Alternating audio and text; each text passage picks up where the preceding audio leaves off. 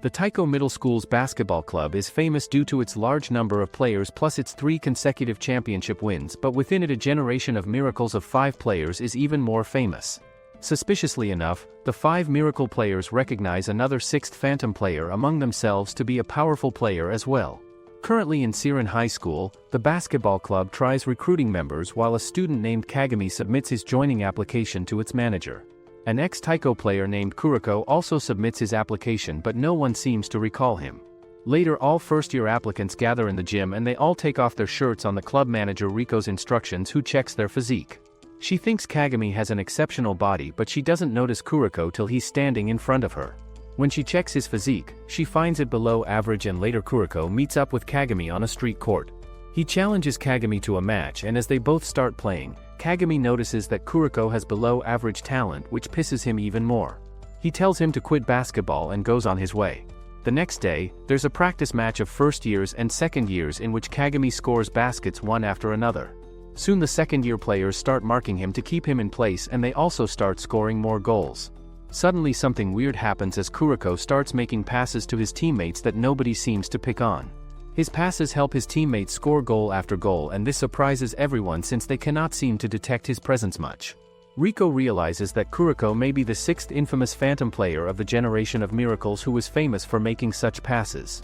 After the match, Kuriko and Kagami eat food together, and later Kuriko tells him that Kagami can never beat the generation of miracle players at his current level, so Kagami declares to beat all of them to become #1 player in Japan. Kuriko then also declares to become his shadow to help him achieve this goal. Kagami comes to Riko to apply for membership officially, and she tells him to come to the roof next day in the morning with his application. He then meets Kuriko and wonders why he didn't join a strong school even though he was the 6th phantom member. Before he can ask him, Kuriko disappears as always, and the next day the members all gather on the roof. Riko asks them to stand at the edge and announce their goal to the whole student body, which will help prove that they are serious about basketball. Kagami jumps forward immediately and tells everyone that he wants to defeat the generation of miracles to become the best player in Japan, and the other members also announce such things like helping others out and playing basketball for a girlfriend. Soon Kuriko's turn comes and he goes forward with a loudspeaker in his hand, but the principal arrives and scolds them for doing such a stupid tradition just like last year. After school, Kagami and Kuriko gather accidentally at the same restaurant, and Kagami asks him why he didn't follow any of the Taiko's members to their school, so he reveals that there wasn't any teamwork in Generation of Miracles, rather they all focus in individual talents, due to which he did not go with them.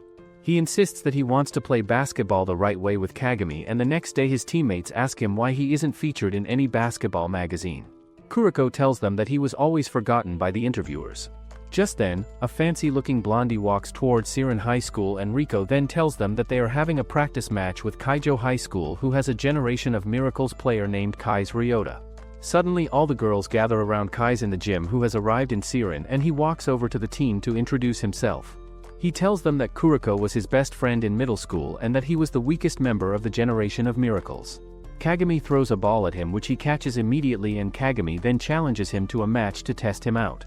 They both play together, and Kai's then imitates Kagami to the dot by moving just like him and dunking the ball.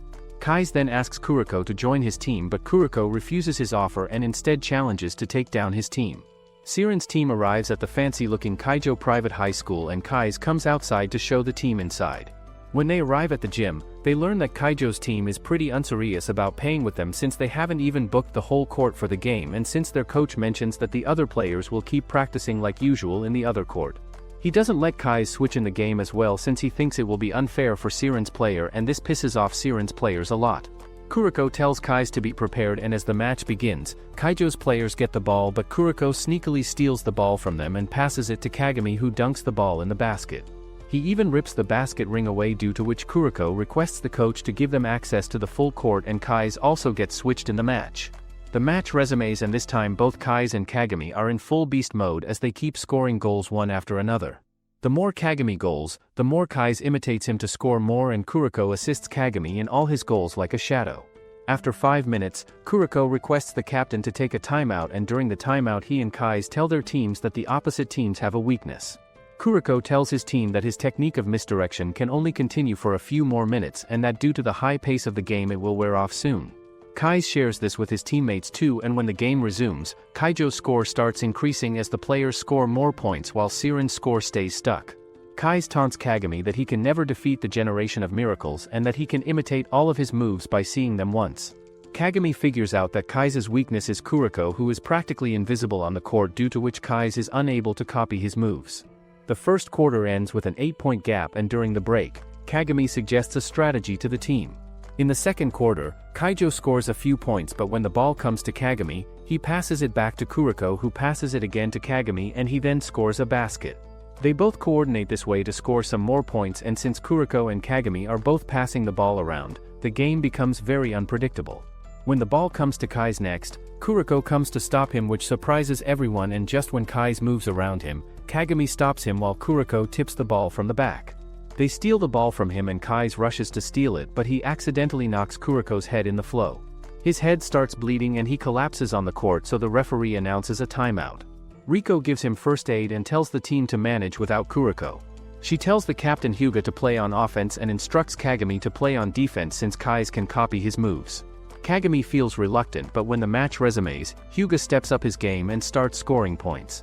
In the meanwhile, two guys travel towards Kaijo High School in a bike trailer, and one of them is apparently Kai's old teammate. With just a few minutes left, the team starts to become exhausted and Riko wishes that Kuriko would join them. Suddenly Kuriko wakes up and Riko switches him in. The game proceeds with even more intensity, and with Kuriko's help the score finally becomes tied.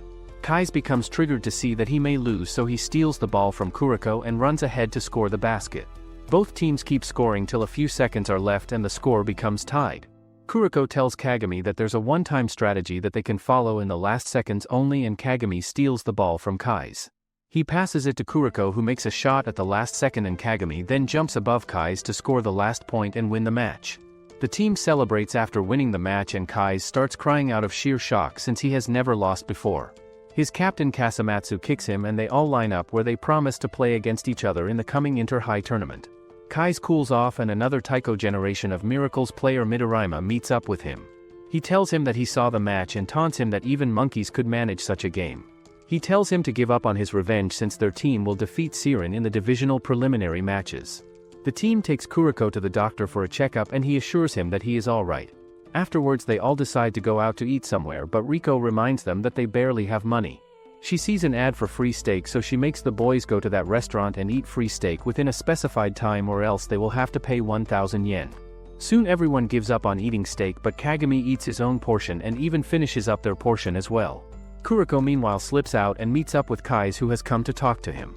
When the rest of the team leaves, they realize that Kuriko isn't with them, so they start searching for him while Kai's tells Kuriko in the park that he has met up with Midorima.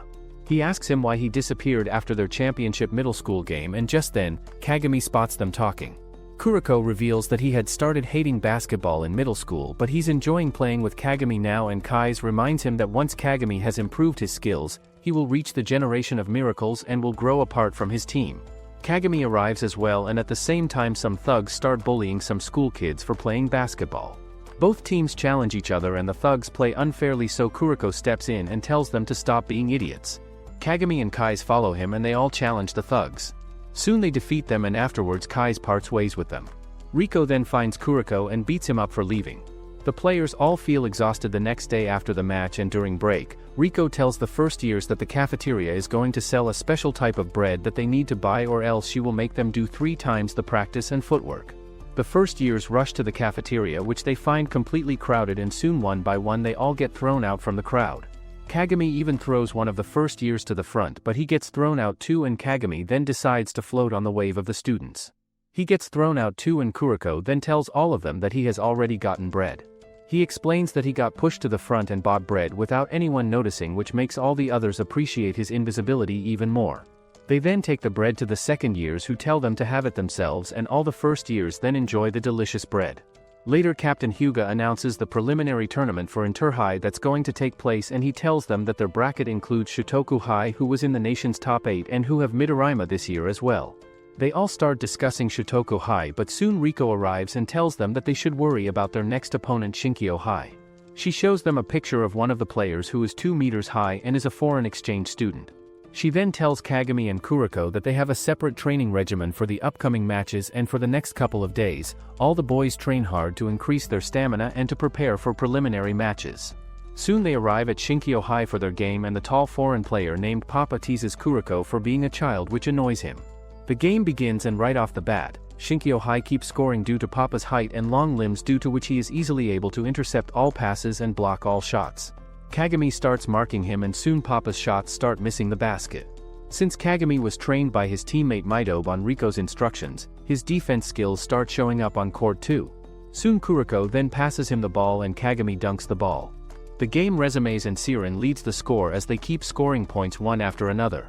Soon Riko switches out Kuriko to preserve his stamina, and in his absence, Kagami keeps Papa in check by blocking all his moves. Still, Papa manages to score some points by jumping taller than Kagami, and Shinkyo High's score slowly starts to catch up to Siren. Riko then switches to Kuriko during the last 5 minutes and he helps the team score more points. At last, when Papa jumps in the air to score a basket, Kagami jumps taller than him and steals the basket from him. He then tells him that the generation of miracles is better than him. Siren defeats Shinkyo High, and after the match Papa tells Kagami to play hard with him next time too.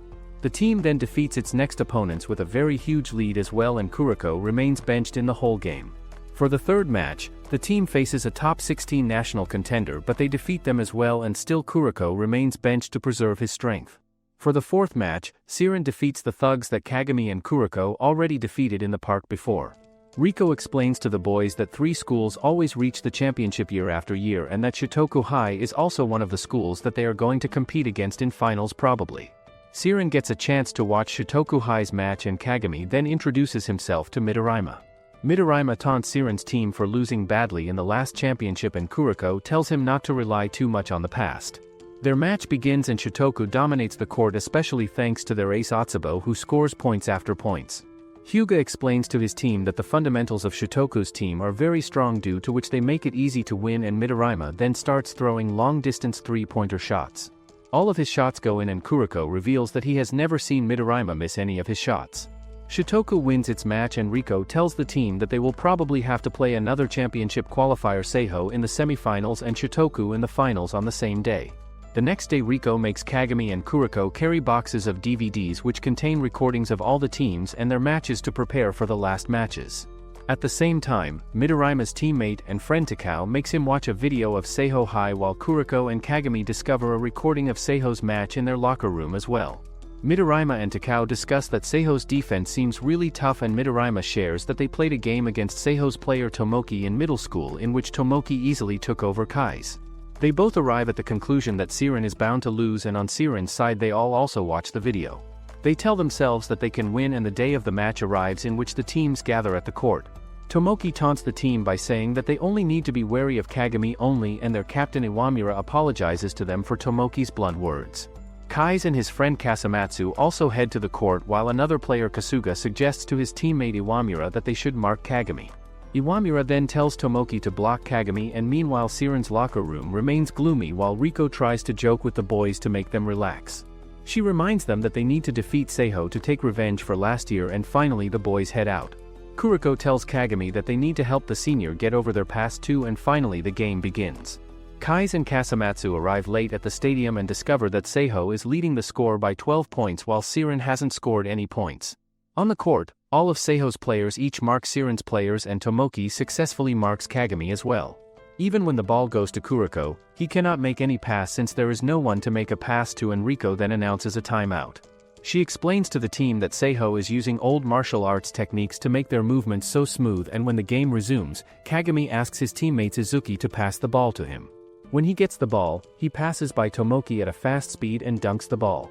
Shotoku also plays its own match in which Midorima makes 3 consecutive long-distance shots, and he then asks to be switched out after 5 minutes in the game. Meanwhile, Siren struggles to take the ball because of Seiho's players who effortlessly pass the ball around and score points.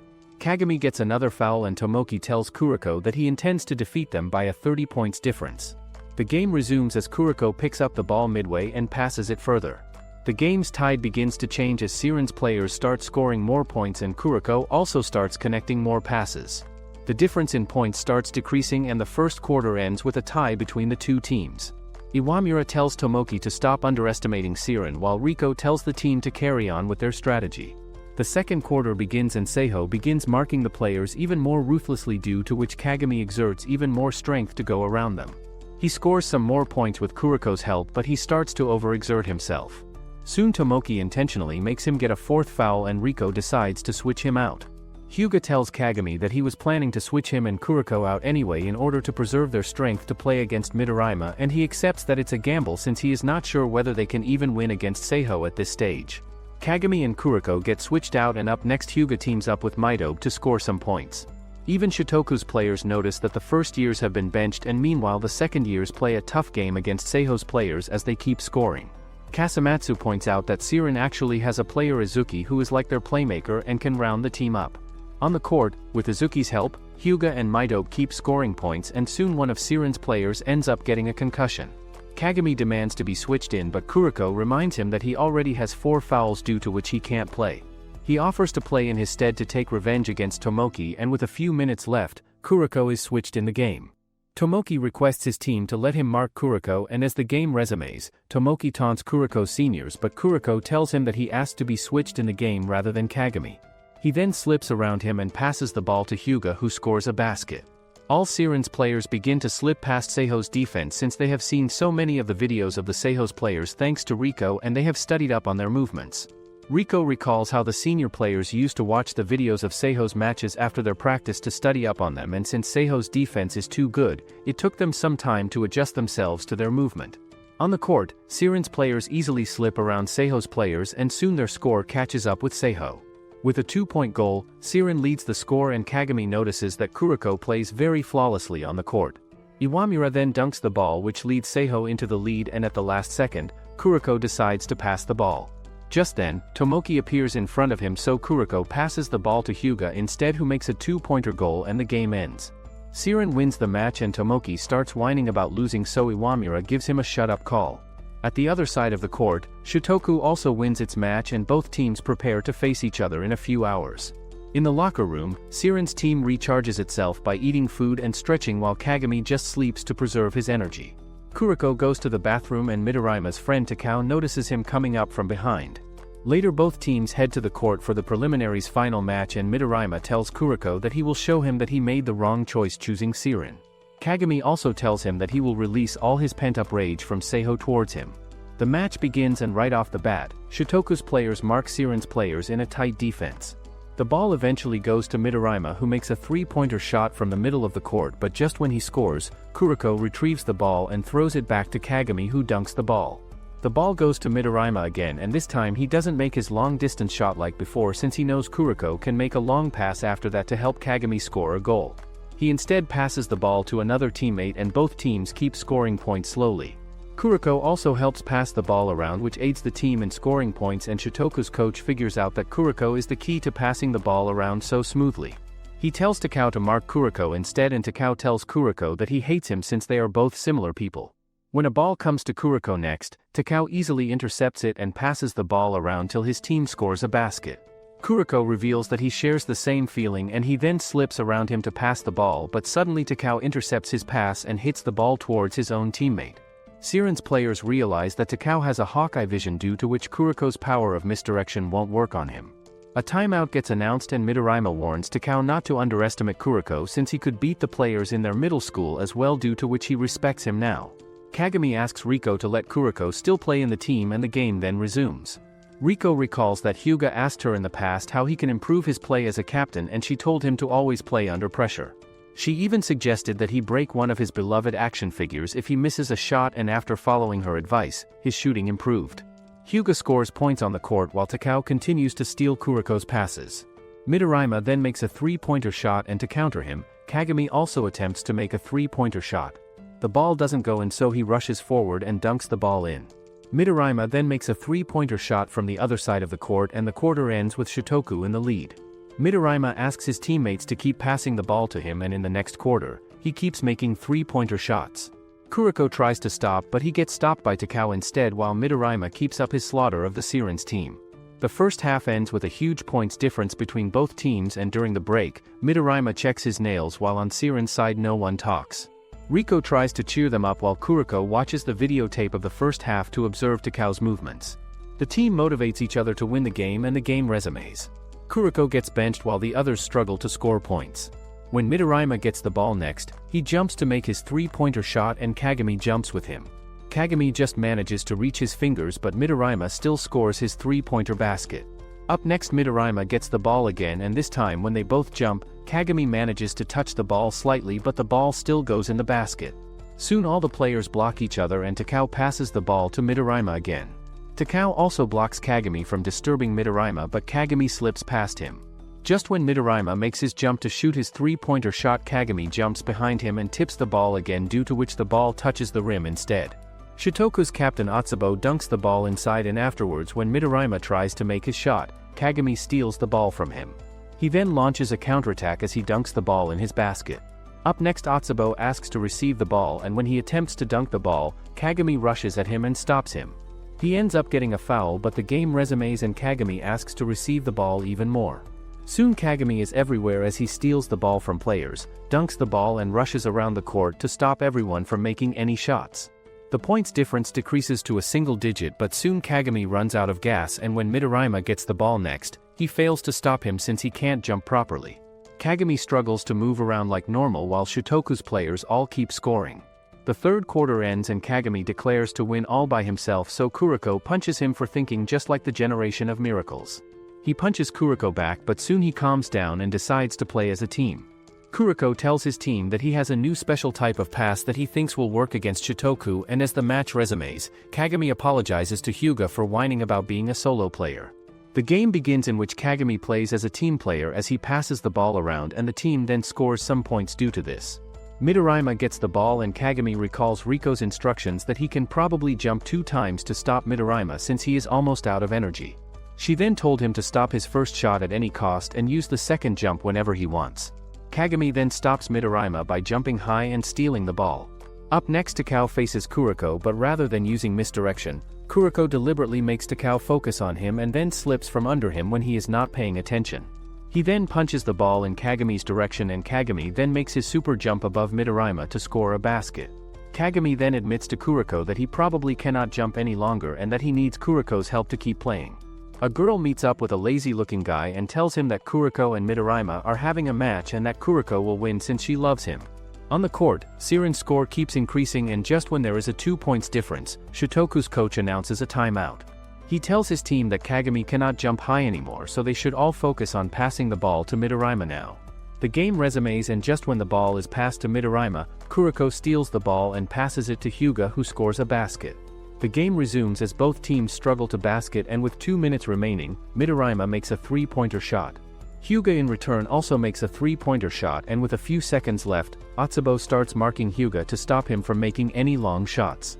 Hyuga still slips and finally makes a 3-pointer shot from a long distance that earns Siren its lead. With 3 seconds left, Midorima gets the ball but Kagami jumps to stop him. Midorima then does a fake and when Kagami lands back, he starts to jump again but this time Kuroko steals the ball from him. The match ends and Siren wins the match. After the match, another Generation of Miracles player called Animaan calls Midorima to ask him about the match. After the match, Siren's team is exhausted, so Riko tells them to move to the nearest restaurant so that they can replenish themselves. They arrive there only to find Kai's and Kasamatsu already eating food. Kagami and Kuroko join them and soon Midorima and Takao also arrive at the restaurant. Midorima tries to leave but the heavy rain outside forces him to take seat with Kagami and Kuroko as well. Midorima remains gloomy, so Kai's tells him to cheer up and he taunts him for eating so casually with the team who defeated him. Kai's vows to defeat Siren in the Inter-High tournament and he explains that he has recently started having fun while he is playing basketball. Kagami of course always has fun while he is playing basketball and Midorima shares that they are going to soon face Animaan, whose play style is similar to Kagami. Midorima then leaves and Siren's players come across an abandoned dog when they head out. The players all give exams and their usual practice resumes while Kagami continues to rest since his legs have not fully healed. The dog remains with them since it reminds the team of Kuroko and soon they practice in the local swimming pool as well. Animaan's friend Momoi comes to the pool as well and declares herself as Kuroko's girlfriend, but Kuroko explains that she used to be the manager in Taiko Middle School. She teases Kuroko around and even seems to know all of the players, including their names and their basketball playing style. Kagami tries to practice by himself in a street court but his leg still hurts. Just then Animaan joins him and challenges him to a mini practice game. He keeps taunting him till Kagami gives up and agrees to entertain him. Momoi tells Kuriko that she remembers when he and Animaan used to be a perfect duo just like he is with Kagami, but things changed when Animaan kept winning and started isolating himself. Kuriko vows to defeat Animaan to change his views, and meanwhile Animaan ruthlessly defeats Kagami on his own. Animaan joins his team for some chit-chat and one of the seniors scolds him for not coming to practice. He keeps scolding him so Animaan knees him in the stomach. He then reminds everyone that he scores the most in every game, and he even dunks a ball roughly which pulls apart the basketball ring from the board. The captain then tells the players not to scold Animaan since there are always exceptionally strong players like him in the history who are too strong for everybody around them. Riko shares the lineup for the championship league with the team, and she tells them that Animaan is with Tuu High, who is not a well-known school, but they have been scouting a lot of players recently. Kagami arrives back at the gym and Riko notices that he has been playing basketball, so she scolds him a lot. Afterwards he tells Kuriko about playing with Animaan, and he asks him about his previous relationship with Animaan. In the past, Animaan practices with Kais, who is a relatively new player, and meanwhile he keeps scoring points after points in the matches. Soon he starts skipping practice, and he tells Kuriko that he will only get better if he practices. Kuriko tells him to keep practicing and that someone stronger than him will soon appear. In the next match, Animaan plays with all his might and he keeps scoring, but he notices that his opponents have already given up. Animaan then decides to stop putting in so much effort as well. All the players' attitude starts changing as well, and in the third year, Kuriko also quit the club after a certain event. Kagami vows to defeat Animaan to humble him, and soon the day of the match arrives. The crowd starts to appear at the stadium, but Animaan doesn't come, and when Momoi calls him, he tells her that he will arrive in the second half. Riko motivates the Siren team and the teams gather at the court, where Siren learns that Animaan is running late. Tuu's captain Imayoshi tells Siren that they are just the opening act, but when the game starts, Tuu starts scoring points left and right even without Animaan. Tuu's players play on offense with a style of man-to-man, and even with minimal teamwork, they keep scoring over Siren. Imayoshi tells Siren's players that they are probably stronger than them even without Animaan present, and Hyuga declares that their teamwork style will defeat Tuu for sure. Siren's players coordinate together to pass the ball to Hyuga, who scores a three-pointer, and Kais also arrives to watch the match. He comes across Midorima, who has also come to watch the match, and they both discuss the match in which Siren seems to be losing. Midorima reminds him that Tuu has Momoi, who helped them win a lot in middle school, and Kais tells him how she was in Kuriko all the time. On the court, Kagami tries to do a one-man alley-oop, but Tuu's players predict his shot and block him. Similarly, Maidobe tries to make a shot too, but Tuu's player blocks him, and Riko realizes that Momoi must have studied them and fed the date to her team. Siren's players keep struggling to make their shot, and even when Hyuga tries to dribble rather than make a long-distance shot, Tuu's player still blocks him. A breakthrough occurs when Kuriko manages to screen one of Tuu's players, and Kagami makes a dunk shot which wasn't according to Momoi's predictions. The first quarter ends with a 4-point lead from Tuu, and Riko tells the team how their movements are being predicted thanks to Momoi. In the second quarter, Kagami and Kuriko lead the game, and even though Momoi told the Tuu players that it would happen, they are still caught with surprise by Kagami's extra high jumps. Kagami makes a dunk and his legs start hurting, so Riko switches him out. She tapes his legs and tells him that she is sorry to put him in the game due to his injury, but they cannot win the game without him. Kagami doesn't mind it, and just when he is switched in, Animaan also arrives at the court. With only 30 seconds left till the first half end, Animaan enters the court and tells Kuriko to show him what he has got. The match resumes, and Animaan bypasses Kagami like it's a piece of cake. He jumps to dunk, but Kagami rushes behind him and stops his shot. Siren tries to counterattack as Kuriko makes his fast pass to Kagami, and he tries to dunk, but Animaan arrives at the spot and stops his shot. The first half ends, and Animaan tells his teammates that he may try to play seriously in the second half.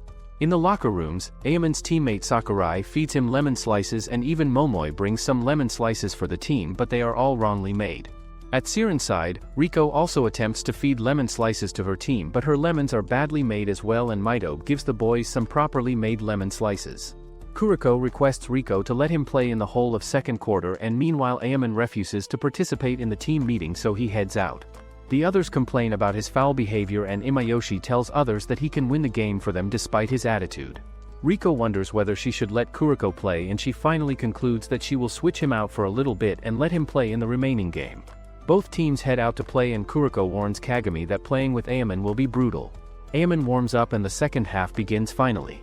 Animaan easily bypasses Kagami and rushes in to make his shot, but Kagami steals the ball from him by coming up from behind. Up next, when Kagami tries to score, Animaan does the same and stops him from dunking the ball. They both face each other again, and Animaan ups his game. He speedily moves around Kagami and bypasses him. He then jumps around 3 of Siren's defenders and throws the ball behind the basket, which still earns him 2 points. Animaan continues to best Siren's team, and his unpredictable movements and street-like play makes it hard for Siren's players to follow him. Momoy recalls how Animaan has been handling basketball as a kid and how he used to play street basketball as a kid with the adults. Animaan and Kagami both face each other, and when Kagami jumps up to stop him, Animaan simply just throws the ball in the air as he is falling down and earns a basket. Kagami tries to launch his own counterattack, but Animaan stops him by stealing the ball from him just when he makes his jump. He then rushes towards his own goal and Kagami rushes after him. They both jump and Kagami stumbles into him, which earns him a foul.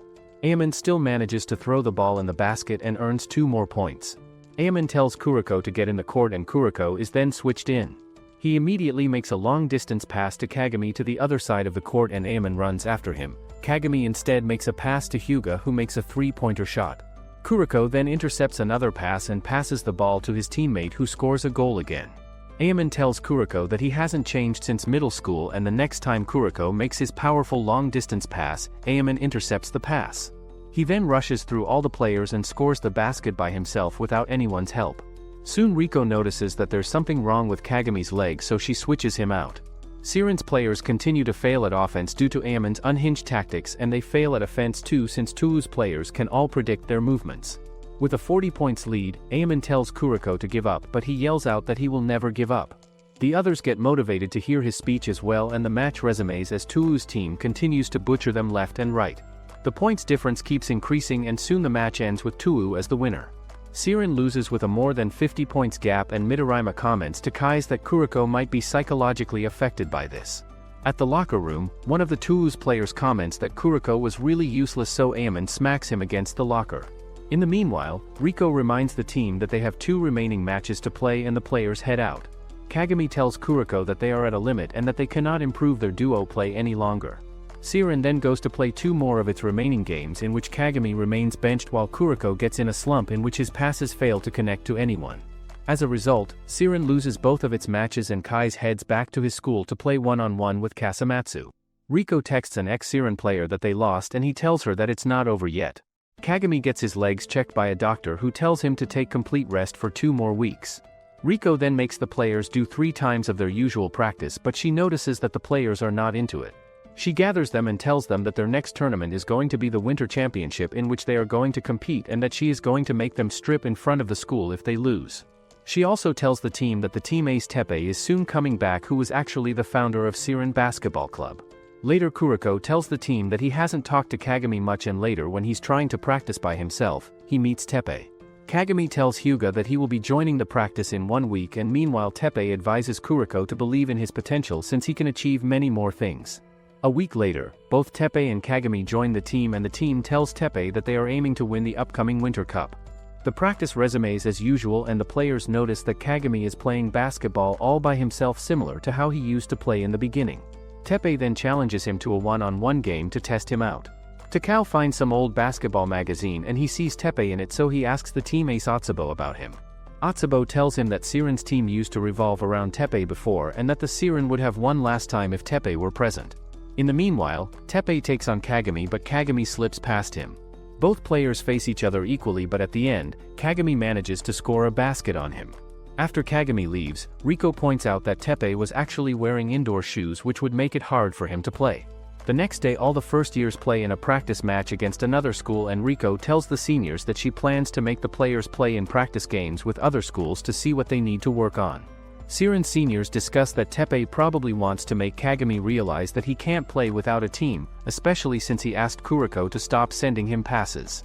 On the court, Siren's players struggle, but somehow they manage with Kagami's dunks and Kuroko's passes to other players. They win the match, and after the match, Teppei tells Riko that he wants Kuroko to recognize the limits of his playing style. Meanwhile, Kuroko meets up with Hyuga and asks him to replace Teppei with him as a starting player. He explains that he is holding everyone back, and Hyuga tells him to at least consult Kagami. Hyuga tells him that Kagami actually wants to improve his play to burden Kuroko less, and when Kuroko hears this, he runs away from the school. He then meets up with Kagami and they both play a little basketball first. Kagami asks him why he chose him as his light, and Kuroko explains to him that when he was playing with the Generation of Miracles, they all started to trust their powers more at the end, due to which they lost their trust in him. He apologizes to him since he was just using him to make the generation of miracle players recognize his basketball playing style. He declares to become the best in Japan by beating all the generation of miracles players, and Kagami agrees with his goal too since he believes the same. The next day, Hyuga and Riko discuss if they should take the team to the mountains or the beach for the training camp, but they end up deciding that they will be going to both places. Riko goes to the teachers to finalize the training camp, and Hyuga informs the boys about how Riko will be cooking for them as they will be too tired from the practice every night. They decide to hold a tasting session as an excuse to make her practice her cooking more, but she still cooks up a disaster. Hyuga mans up to make her happy, and Teppei consoles her by saying that it was cooked with love, but Hyuga collapses due to his bravery. Kagami cooks a bit to give the boys some relief, and Riko asks him to teach her, but it still tastes disastrous even though Kagami tasted it beforehand. Kuriko's curry comes out fine, and they realize that she sprinkles vitamins on top before serving, so they just stop her from doing so.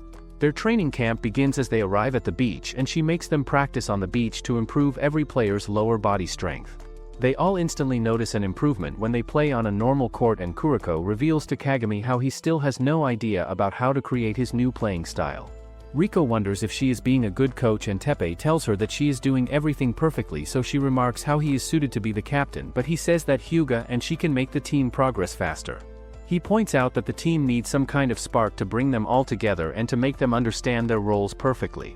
The next day, Kagami and Kuriko encounter Midorima and Takao in the washroom, and Takao reveals that they come to the beach every year for the training camp, but they all get scared when they see a bloodied Riko. She announces that both teams will be practicing together now, but she sends Kagami to go buy drinks for everyone from the convenience store, but he can only bring back one drink at a time. During practice, Kuriko tries to pass through Midorima in a one-on-one, but Takao instantly steals it, and Midorima tells him that he cannot improve by himself as his style depends on other people. After the practice, Takao mentions how Kuriko would be unstoppable if he could create an invisible dribble, and Kagami finishes buying drinks for both teams even though Riko only asked him to buy drinks for Siren players. The next day, Siren loses another training match, and Shotoku's coach talks about how they might be losing right now, but they are stronger than they were last time and are losing by a small margin even without Kagami. At night, he practices alone in the parking lot, and Riko notices him, so he asks her why she makes him run so much, so she tells him to jump. Inside, Hyuga and Teppei discuss how Kagami mostly jumps from his left leg even though his right leg is stronger, and outside Kagami touches the board, which makes him realize that he is jumping harder.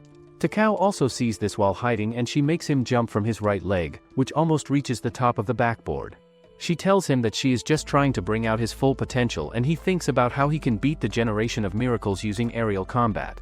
Takao also makes Kuriko hide as they notice Midorima coming, who tells Kagami that he is a fool for thinking that he can beat Animaan just through his jumping powers. He challenges Kagami to a one-on-one win and states that Kagami will win if he can score even once, but even after 5 tries, Kagami fails to score even once. Midorima points out that it is easy to defeat him because he already knows that Kagami will try to dunk every single time. After losing, Kagami runs on the beach with Kuriko, and he explains that he can only dunk with his left hand when he tries to jump with the right leg, which is why Midorima was easily able to stop him, so he needs to improve his left hand so he can move freely in the air. Kuriko suddenly gains enlightenment and says that he needs to improve his own drive and passes, using which he can help the team even more. The next day, the team heads out to watch the quarterfinals between Kaijo and Tuu, and Kuriko reveals that Kai's has never won in a one-on-one match against Animaan. Some years ago, in the past, Kai's does a modeling job, and he tells the people around him that he has joined a basketball club. At Taiko Middle School, Momoi comes and tells him that he should move to the other gym where first-string members are playing, and the others envy him for moving forward so fast despite joining the class 2 weeks ago. He comes across Animaan, who dunks a ball right off the bat, and he gets super impressed by him. Momoi then tells him that Kuriko will be his mentor since he started playing basketball just recently, and Kuriko suddenly appears in front of him, which surprises him. Kai's then observes the playing style of the players around him, and he then proceeds to play just like them, which impresses everyone. He also notices that Kuriko doesn't seem to be a good player, and after practice, Kuriko assigns him a cleaning task. When he leaves, Kuriko is waiting for him along with Animaan and Murasakibara, and they take him to a convenience store where he buys them popsicles. Somehow Midorima and Momoi join them as well, and Kai's realizes that he has been having a lot of fun. Suddenly a thief snatches Momoi's purse, so the boys run after him. They all stop him together, and Kai's gets told that Kuriko is a regular in the team, which surprises him.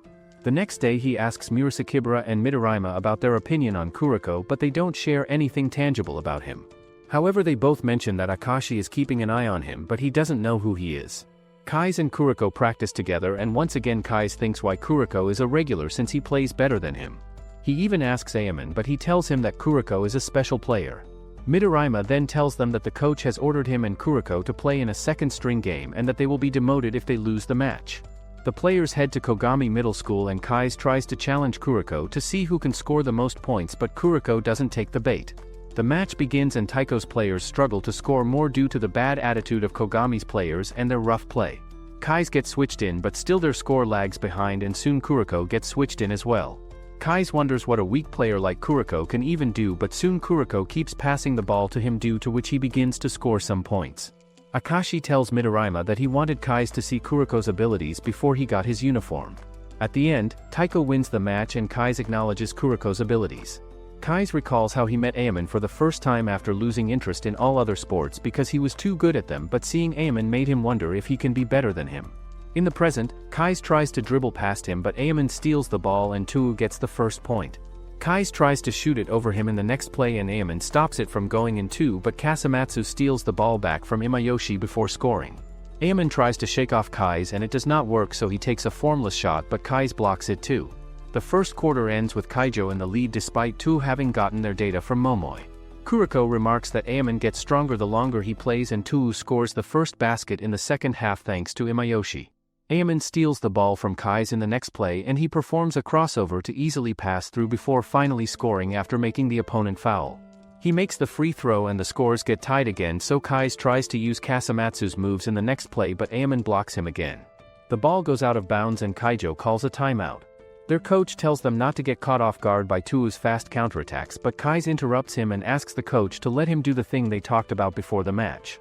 The game resumes and Kai's and Ayaman come face to face once more, but Kai's passes back to Kasamatsu.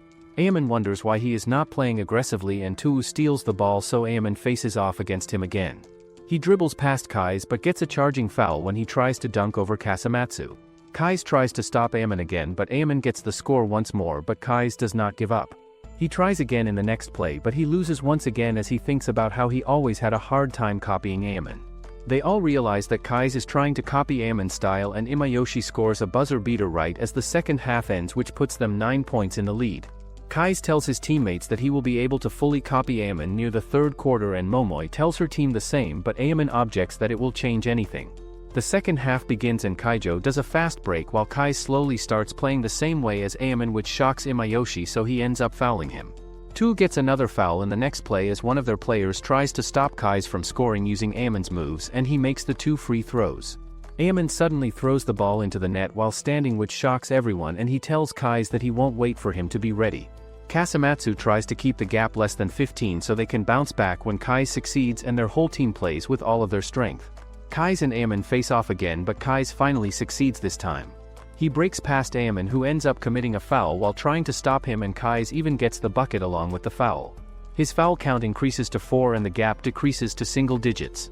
Kai's intercepts the ball in the next play, but Ayaman blocks him before he can dunk. The fourth quarter begins and Kai's and Ayaman go head to head, but Ayaman manages to score while falling backwards.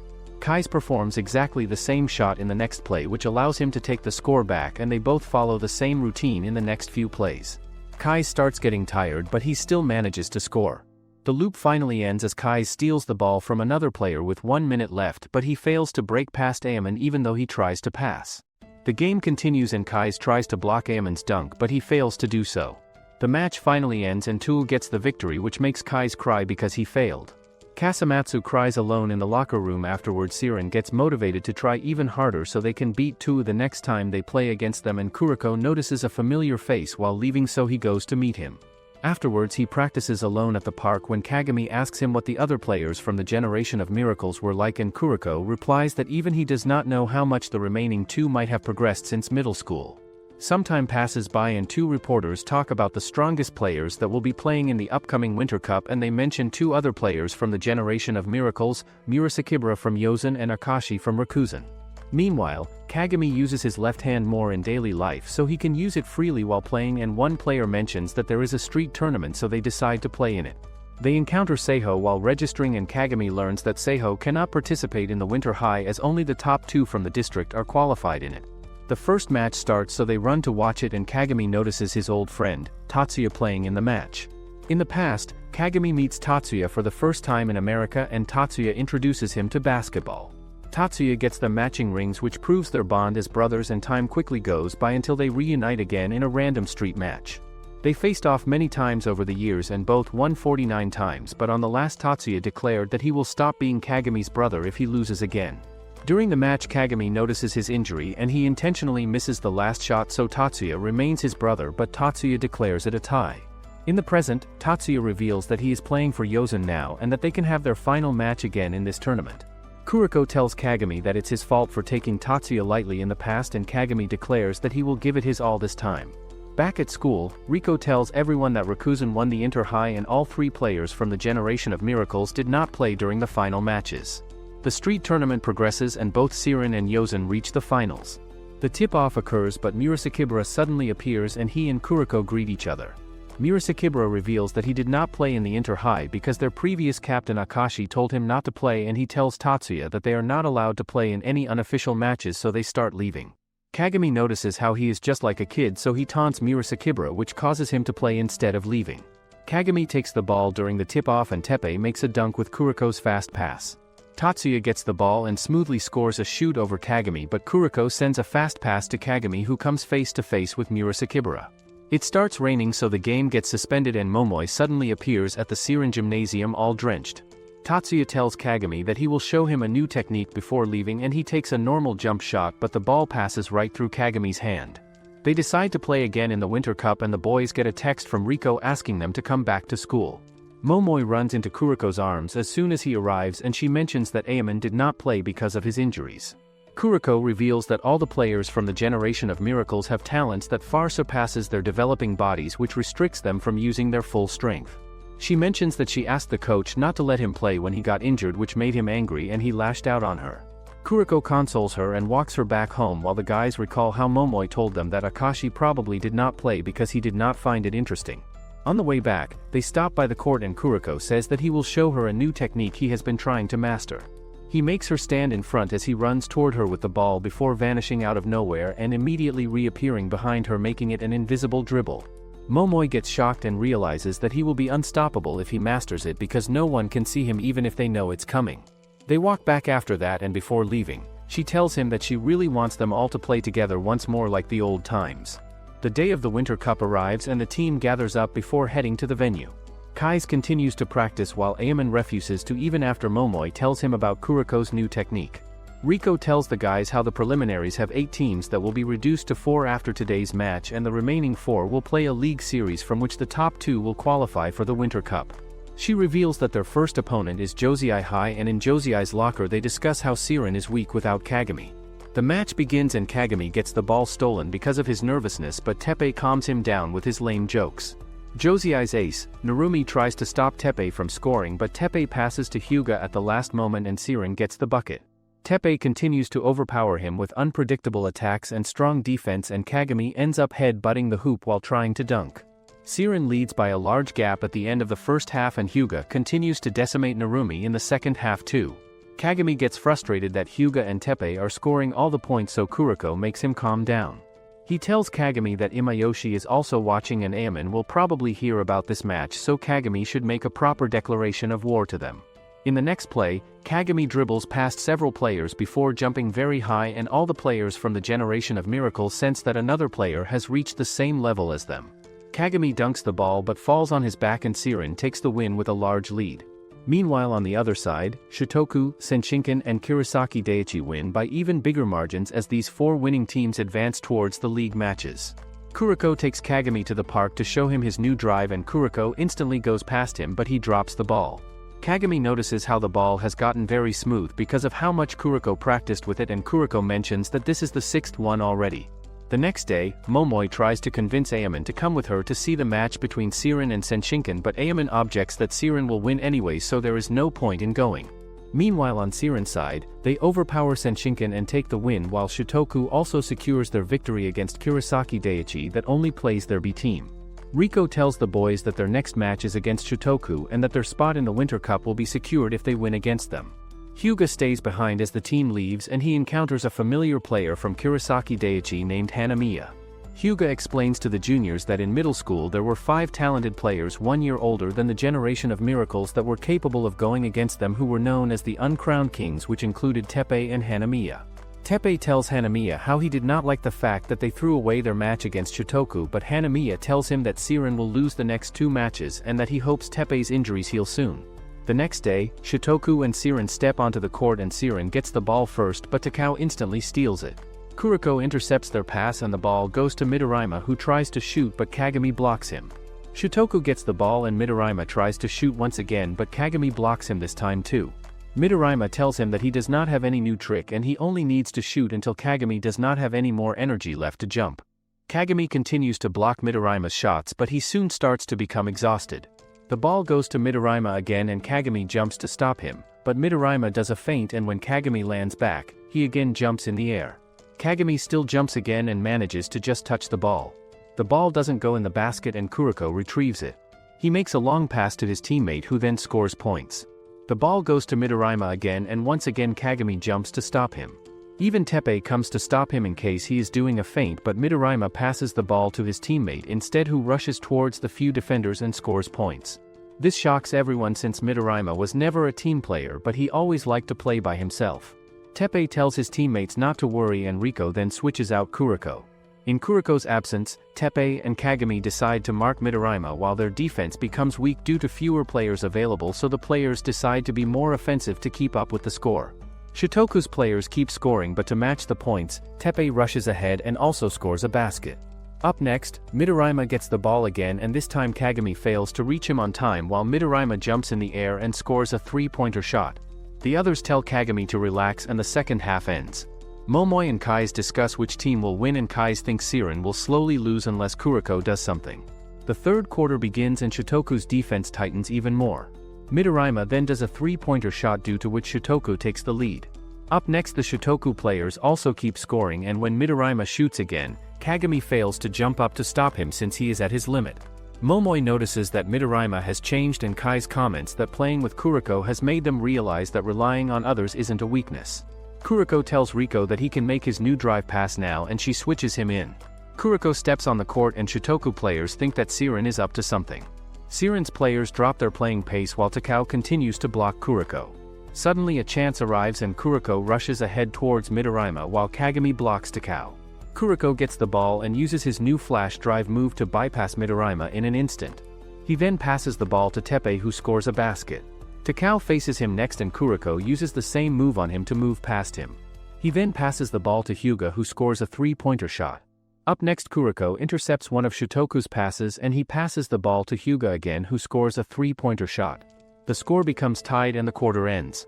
Shotoku's players discuss Kuriko's new move while Kagami seems pretty tired on the other end, but he vows not to give up. The last quarter starts and Siren's players rush on offensive mode while Shotoku's players aim to stop them by predicting their movements.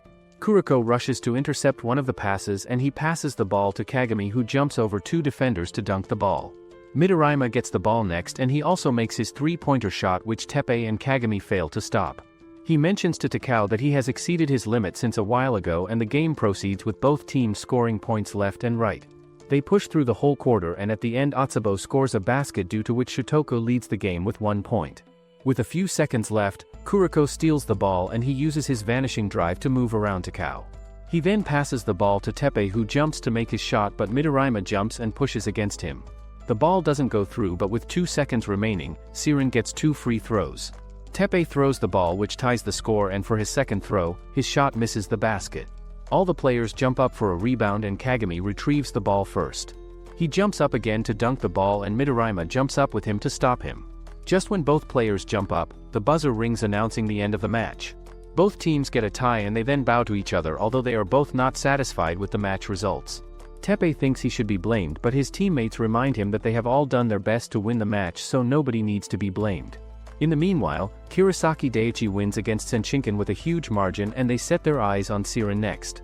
Midorima tells Kai's and Momoi that Hanamiya, who was one of the Uncrowned Kings, is bound to be troublesome for Siren. Midorima heads out and he discovers Kuriko's dog, who has peed in his cart. He proposes to throw him away, but Momoi stops him and Kuriko also arrives to take away his dog. Midorima tells him that they will surely play again in the Winter Cup and they all go their separate ways. Hyuga comes across Teppei whose knee injury is acting up again and he suggests him to sit out on the next game, but Teppei vows to keep playing even if his knees break. Kagami overhears them talking and on the way back he asks Hyuga about it, so he explains what happened in the past.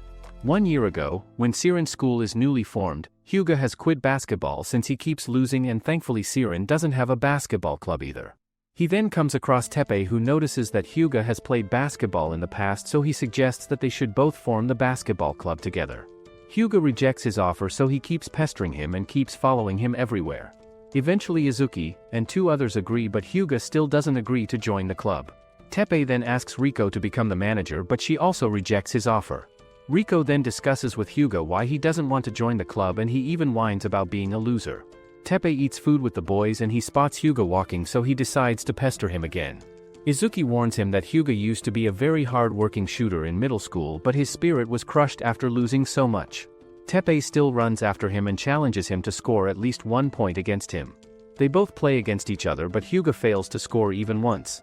Teppei then asks him to stop being so stubborn since he can clearly see he loves basketball, and Hyuga once again whines about being a pathetic loser who can't win games.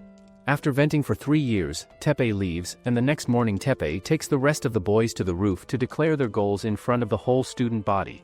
The boys yell out their goals one by one and Hyuga also arrives at the court.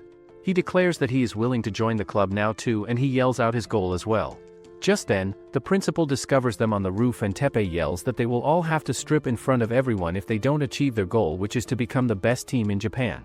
Riko then decides to become their manager after seeing that the boys are all serious about basketball, and soon she devises a training regimen for the club to make them practice. Teppei then proposes to make Hyuga the captain and the others agree, so Hyuga becomes the captain.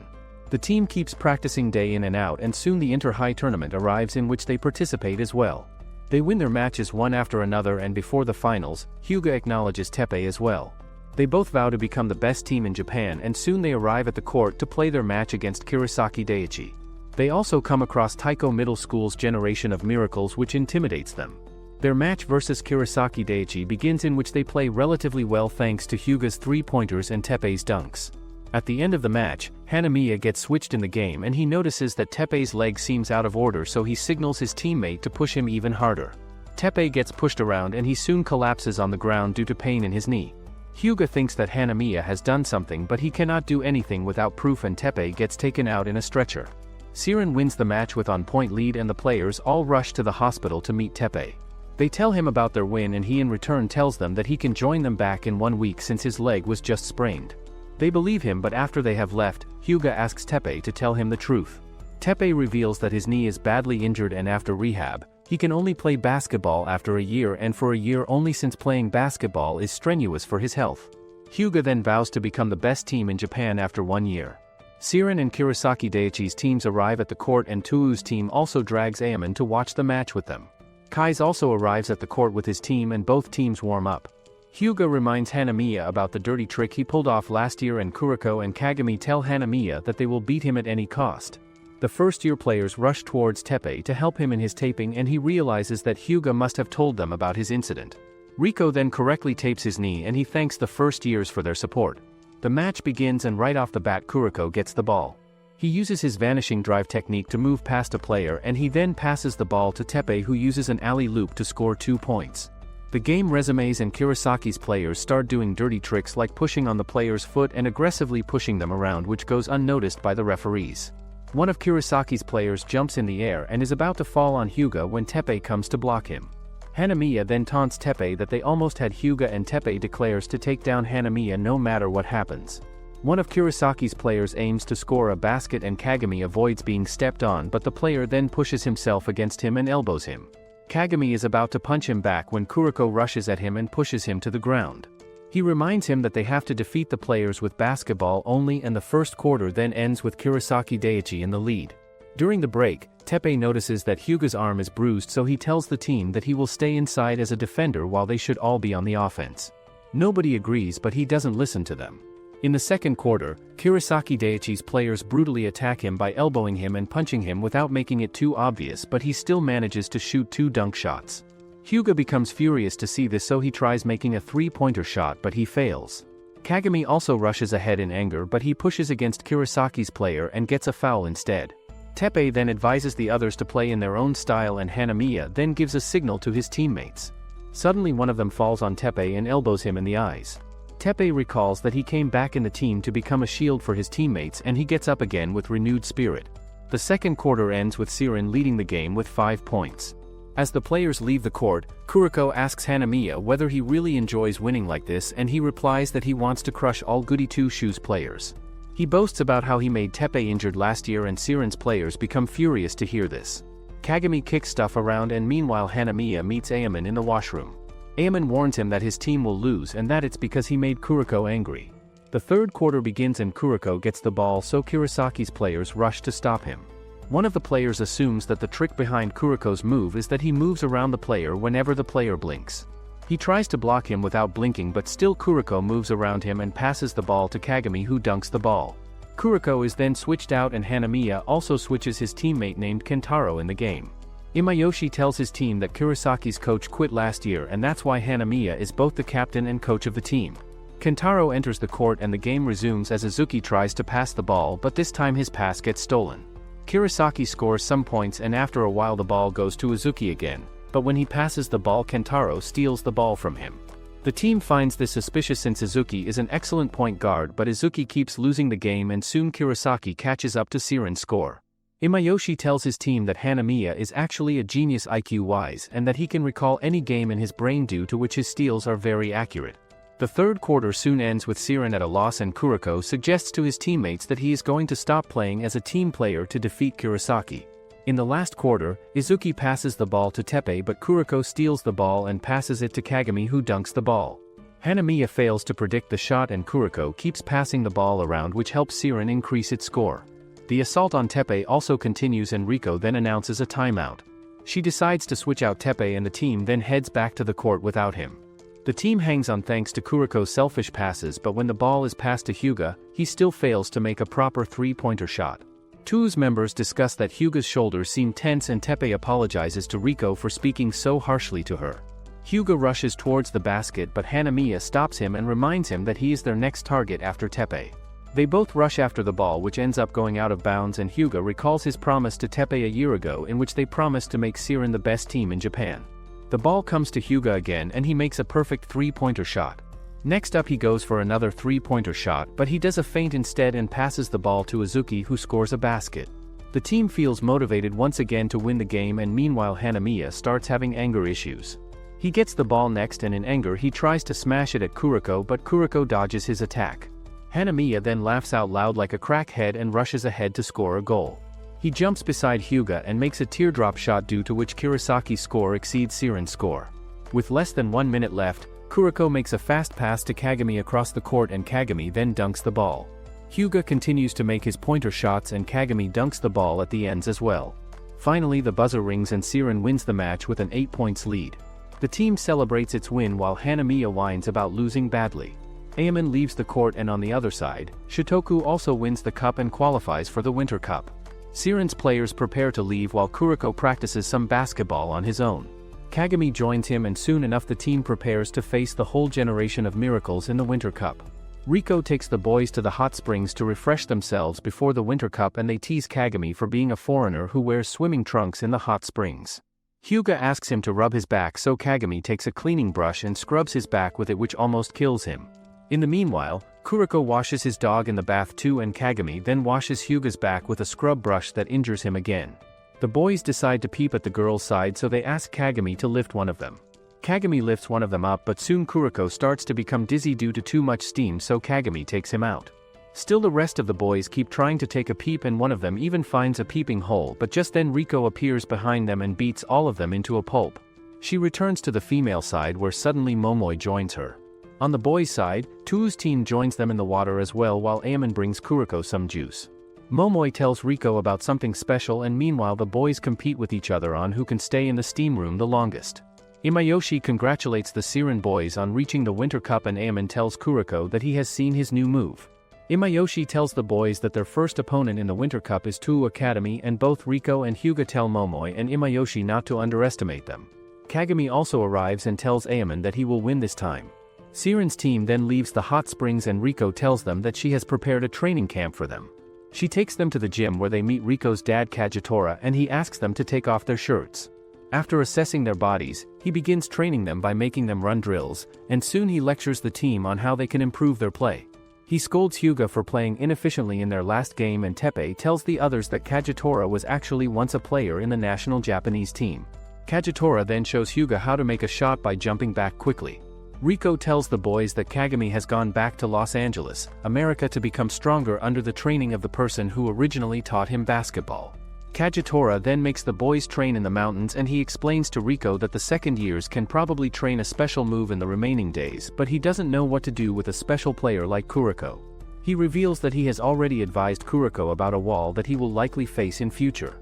In the meanwhile, Kagami practices street basketball with a bunch of dudes in America. All the Generation of Miracles players practice and hone their skills and Akashi's teammate comments that winning is like breathing for Akashi. Soon the day of the opening ceremony of the Winter Cup arrives and Siren arrives at the court for the ceremony. Kagami doesn't come since he is running late and after the ceremony, Kuriko gets a text message from Akashi telling him to meet him. He leaves and Riko sends another first year with him just in case. Kuriko then goes to the meetup spot where all the Generation of Miracle players are already present and soon Akashi arrives as well. He tells Kuriko's teammate to leave but before he can move, Kagami also arrives at the meetup spot. He greets him while Akashi takes a pair of scissors from Midorima and attacks Kagami with them. Kagami barely manages to dodge and he tells Kagami that his orders are always absolute and that he doesn't show mercy to anyone, not even his own parents. He then leaves after reminding everyone about the promise that they made. Later Kagami assures Kuriko that he is alright and Siren's team heads out to the court where they are welcomed by the cheers. Tuu's team arrives as well and Kagetora arrives at the audience side where he meets up with Shotoku's coach. The match soon begins and both teams attempt to score first to set the momentum. The ball goes to Tuu's player Sakurai who passes the ball to Aemon and he then scores a basket. Next up Kuriko gets the ball and he prepares to use his brand new move. Kuriko uses his new move called Ignite Pass to make a spinning pass and when Aemon tries to stop the ball smacks his hand away due to its speed. Teppei receives the ball and Siren scores a basket again. Tuu doesn't get fazed by the pass, in fact they use their height advantage to keep the ball above Kuriko and they keep scoring goals after goals which increases their speed. The ball goes to Kagami next who faces Aemon and Kagami plays out the next few seconds of the game in his head. He imagines that Aemon will eventually steal the ball from him so he simply passes the ball to Izuki instead. Riko announces a timeout and Hyuga tells Izuki to keep passing him the ball to draw the attention of Tuu players to the outside. The game resumes and this time the ball gets passed to Hyuga who faces Sakurai. He jumps back from Sakurai and makes a jump shot which scores 3 points. He does the move again and on the other side, Sakurai becomes motivated so he starts shooting 3-pointers as well. Both teams keep up their 3-pointer shot battles and Sakurai tells Hyuga that he won't lose to him. Near the end of the quarter, Sakurai scores 3 more points due to which Tuu leads the game but at the end, Kuriko gets the ball. He uses a vanishing drive move to slip past a player and he then passes the ball to Hyuga who shoots another 3-pointer shot which ties the game. During the break, Kuriko requests Riko to let him keep playing and they all discuss that Tuu players are bound to figure out the trick behind vanishing drive sooner or later. Momoi explains the trick behind the vanishing drive to the players which involves misdirecting the player's attention to Kagami for an instant. The game resumes and soon Kuriko faces Aemon but this time when he uses vanishing drive, Aemon jumps back with his eyes closed. He then opens then again and steals the ball from Kuriko after which he dunks the ball. Kuriko then uses his special ignite move in haste and Aemon stops the ball with one head. Tuu proceeds to score again and Riko finally takes a timeout in which she switches out Kuriko. Kagami then tells Kuriko that they will all wait for him to come back. The Siren team does well without Kuriko as Kagami passes the ball to Teppei who dunks the ball.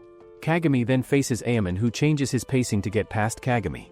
In the past, Kagetora discusses with Riko that Kagami has the potential to face the Generation of Miracles but he relies on Kuriko too much due to which he is unable to unleash his true potential. On the court, Kagami jumps up and stops Aemon from shooting, which shocks everyone. Aemon decides to become serious about his playing and they both face each other again. Aemon bypasses Kagami by throwing the ball towards the basket. He then rushes towards the goal and after stealing the ball from his teammate, he shoots a 2-pointer goal. Up next, Kagami faces Aemon again and he makes a 2-pointer shot as well. He then tells his teammates to leave Aemon to him and when Aemon tries to make a formless shot next, Kagami jumps up and stops him. They both keep battling against each other and Kagami's movements surprise everyone since he can take on Animaan. Near the second quarter end, the ball gets passed to Kagami again, who tries to make a formless shot just like Animaan, but his shot doesn't get through. The first half ends with Tuu in the lead, and during the break, Animaan heads out all by himself. Kagami also finds Kuriko sulking in one corner, and Kuriko wonders whether he can ever see Animaan play basketball with a smile like he used to play. The second half begins, in which Kuriko gets switched in as well, and right off the bat, Animaan charges at the goal, but Kuriko comes in his way, due to which Animaan collides with him. He gets a foul and Kuriko tells him that he can also predict his movements. Kuriko then helps his teammate score some points due to his effortless passes, and things take a turn as Imayoshi decides to play. He helps his teammate score a goal, and he then starts to mark Kuriko himself. Somehow Kuriko's technique of misdirection stops working in Imayoshi's presence, and he recalls Momoi's instructions telling him how he can stop Kuriko from using his technique. Hanamiya from Kurosaki Daiichi comments that Imayoshi was his senior in middle school and that he is excellent in reading people's minds and expressions. Imayoshi reads Kuriko's expressions to predict his movement, and he soon shoots a three-pointer shot. Hyuga tries to make his three-pointer shot, but Sakurai stops him. All Tuu's players keenly mark Siren's players, and once more, Kagami and Animaan face each other. Animaan then bypasses Kagami when he sees an opening, and he tries to make his shot, but Kagami jumps after him. Animaan then spins his body to make the shot from a side, and his shot goes through.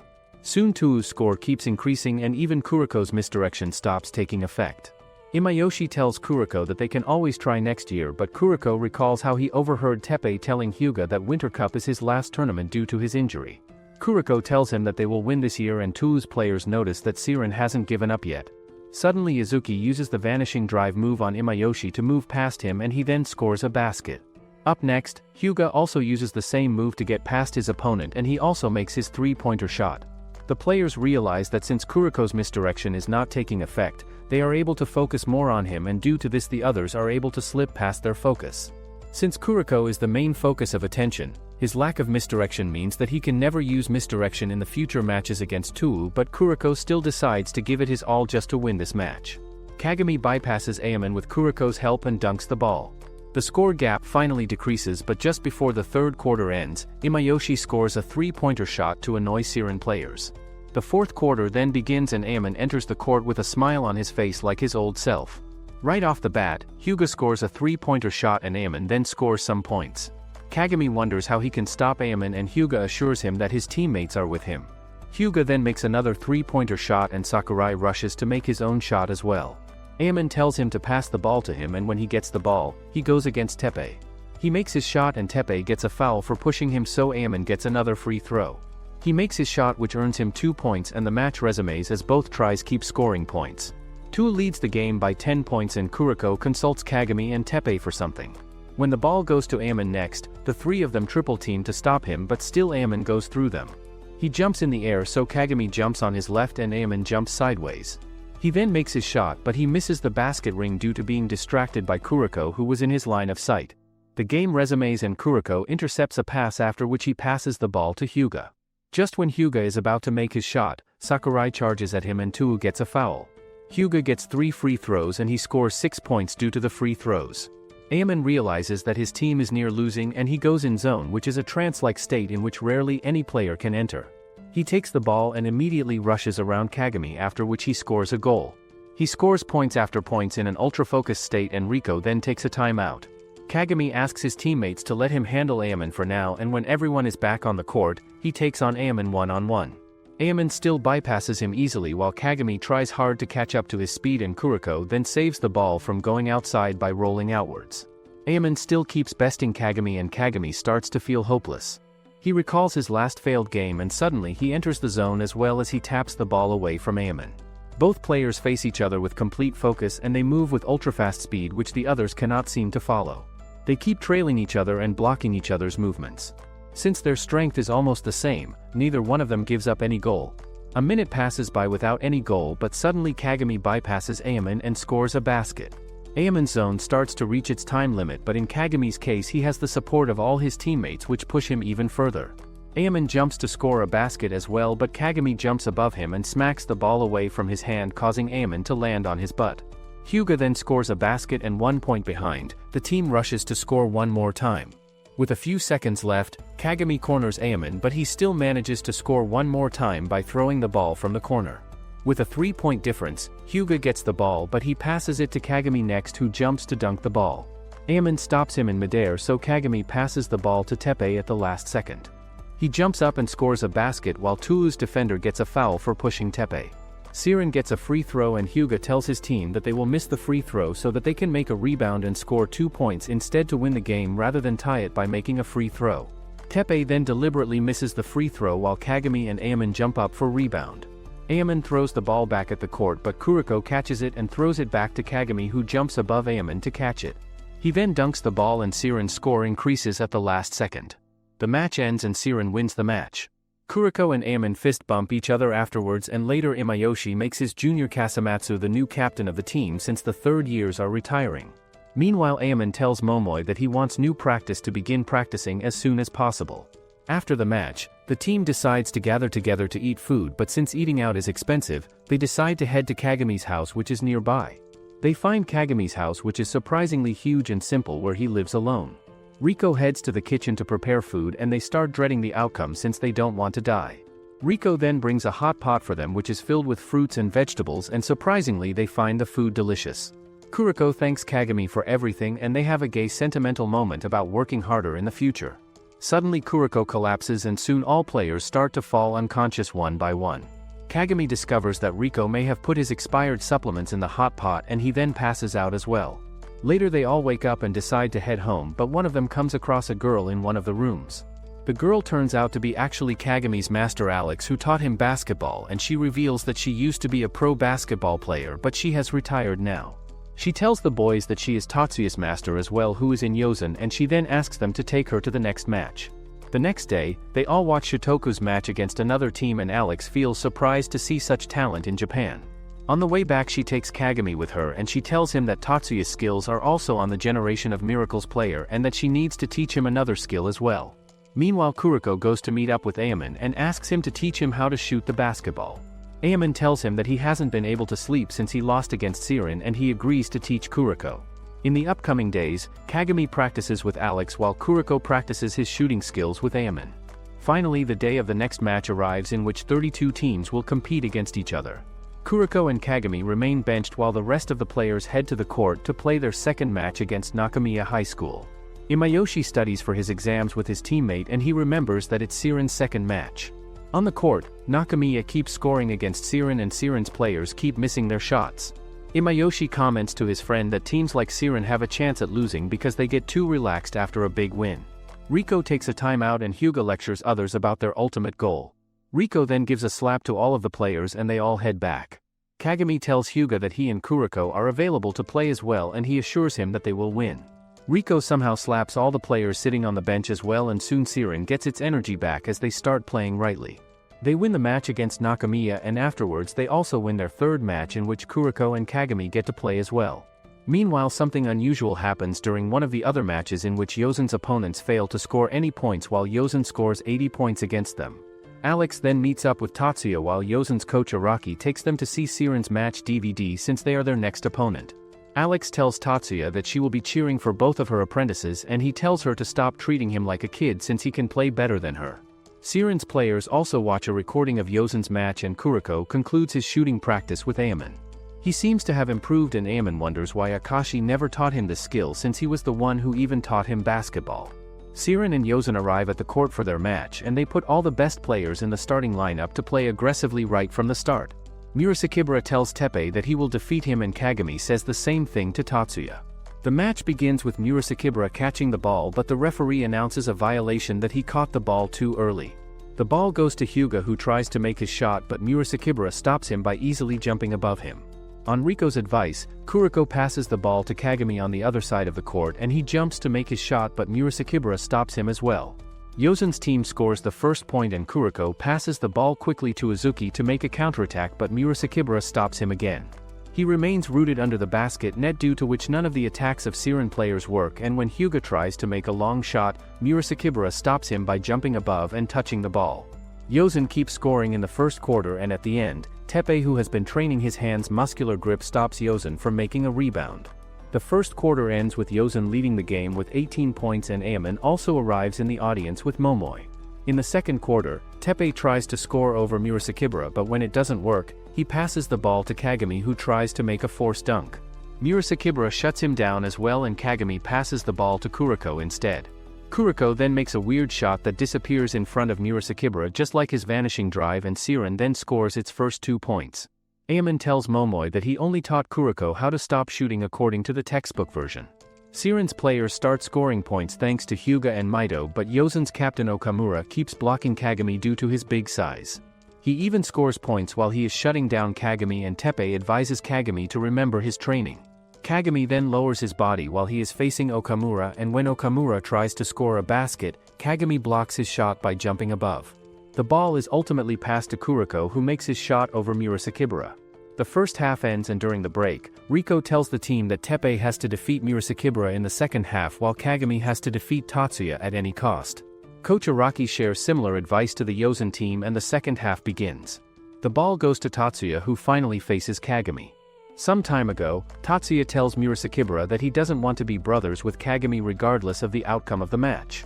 Tatsuya makes a feint jump, and when Kagami jumps above, he rushes ahead and does a very smooth jumping shot. Everybody is stunned since they couldn't react at all, and up next both brothers face each other again. In the past, Tatsuya tells Murasakibara that Kagami intentionally holds himself back when he's playing with him, but he wants to crush him instead. They both face each other and Tatsuya does a mirage shot that goes over Kagami's head. Riko switches out Kagami and Teppei realizes that he needs to score first. He faces Murasakibara and tries to make a shot over his head, but Murasakibara stops him. Maito then passes the ball to him on the other side and he scores a 3-pointer shot, which he has never done before. Siren's players play with a new strategy in which Teppei jumps to make a 3-pointer shot, so Murasakibara jumps to stop him, but Teppei instead passes the ball to Uzuki. Both of Yosun's defenders jump to stop him, but he passes the ball back to Teppei and he makes his shot by jumping above Murasakibara, who cannot move since he is just landing back from his previous jump. They score 6 points this way and Yosun then takes a timeout. Kagami notices that Teppei is sweating a lot due to his continuous strain playing, and he also tells Kuroko to throw away the ring that Tatsuya gave him in the past. The game resumes and Kagami faces Tatsuya once again. Tatsuya tries to do the same fakes as before, but this Kagami counters them and smacks the ball away from him. He then rushes towards Murasakibara and jumps over him, but Murasakibara stops him. 3 of Yosun's players block Teppei and the ball gets passed to Tatsuya, who makes his mirage shot. Kagami then slips on his sweat, due to which he jumps late, but still he manages to touch the ball, due to which Tatsuya's shot doesn't go in. Up next, Uzuki tries to make a 3-pointer shot, but it doesn't go in and Teppei dunks it in by jumping above Murasakibara. Teppei almost collapses on the court, but he requests Riko to let him keep playing. Up next, Siren scores again with a coordinated play from Teppei and Kagami, so Murasakibara finally steps forward to play in offense. 3 of Siren's players start to block Murasakibara, but he keeps moving due to his gigantic form, and when he gets the ball, he makes an impressive dunk. Uzuki then rushes for a counterattack, but Murasakibara runs after him. The ball gets passed to Teppei, who jumps above, and Murasakibara jumps to stop him. Teppei tries to pass the ball, but Murasakibara simply smacks the ball away from him. He then rushes towards the goal, and despite Kagami's defense, he dunks the ball so hard that Kagami falls back. The goalpost breaks and falls down as well, which stuns everyone. The game resumes after a while with Murasakibara shutting down Teppei's attacks and scoring points. Kagami and Teppei both try to defend the goal, but Murasakibara just jumps above them and scores the basket. He then picks Teppei up like he is a piece of vegetable and tells him that his hard work will never pay off, so he should just quit. Riko switches out Teppei and places Kuroko back in, who tells Murasakibara that he will defeat him. In the past in Taiko Middle School, Murasakibara used to taunt Kuroko a lot too, but he never gave up. Soon Murasakibara and Kuroko face each other on court and Kuroko tries to make his mirage shot.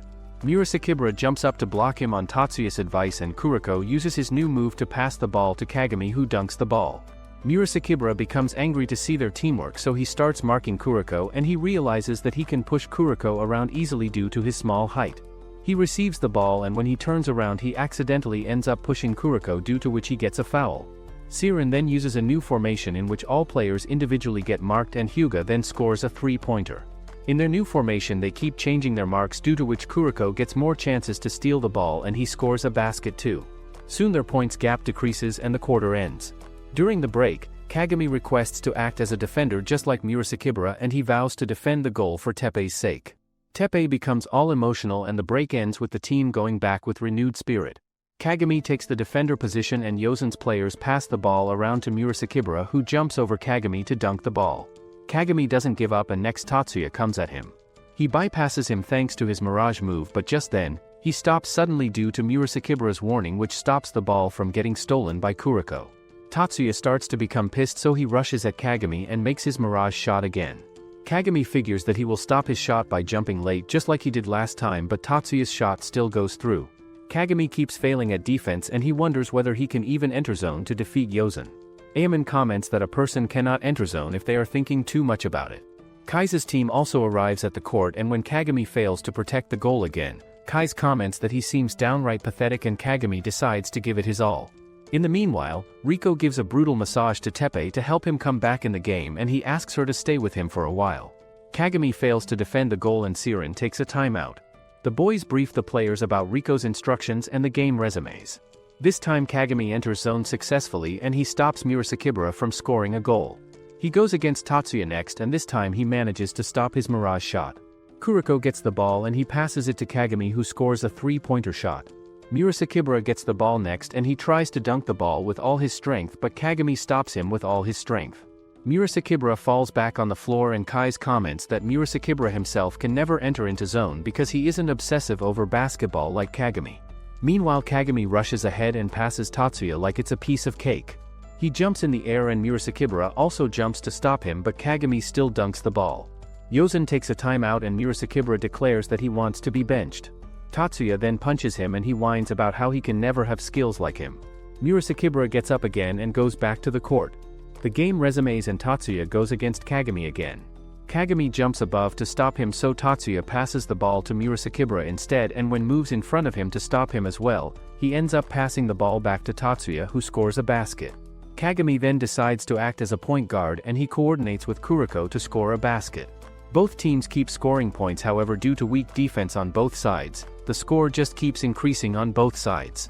Finally, Teppei gets switched in with only 1 minute left and the game resumes with even more ferocity. Tatsuya and Murasakibara rush to score, but Kagami jumps up to stop Murasakibara. However, he ends up passing the ball to Tatsuya, who jumps up to make his Mirage shot, and Teppei makes a feint jump to stop him. He gets fooled and Hyuga steals the ball from him by coming from behind him.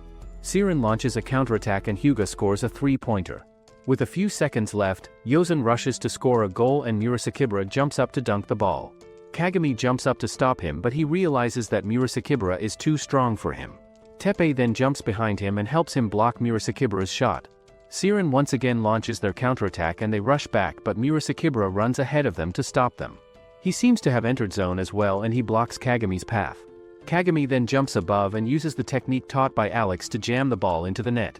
Siren's score increases and in the last seconds, Murasakibara tries to counterattack, but he realizes that he cannot jump to dunk the ball.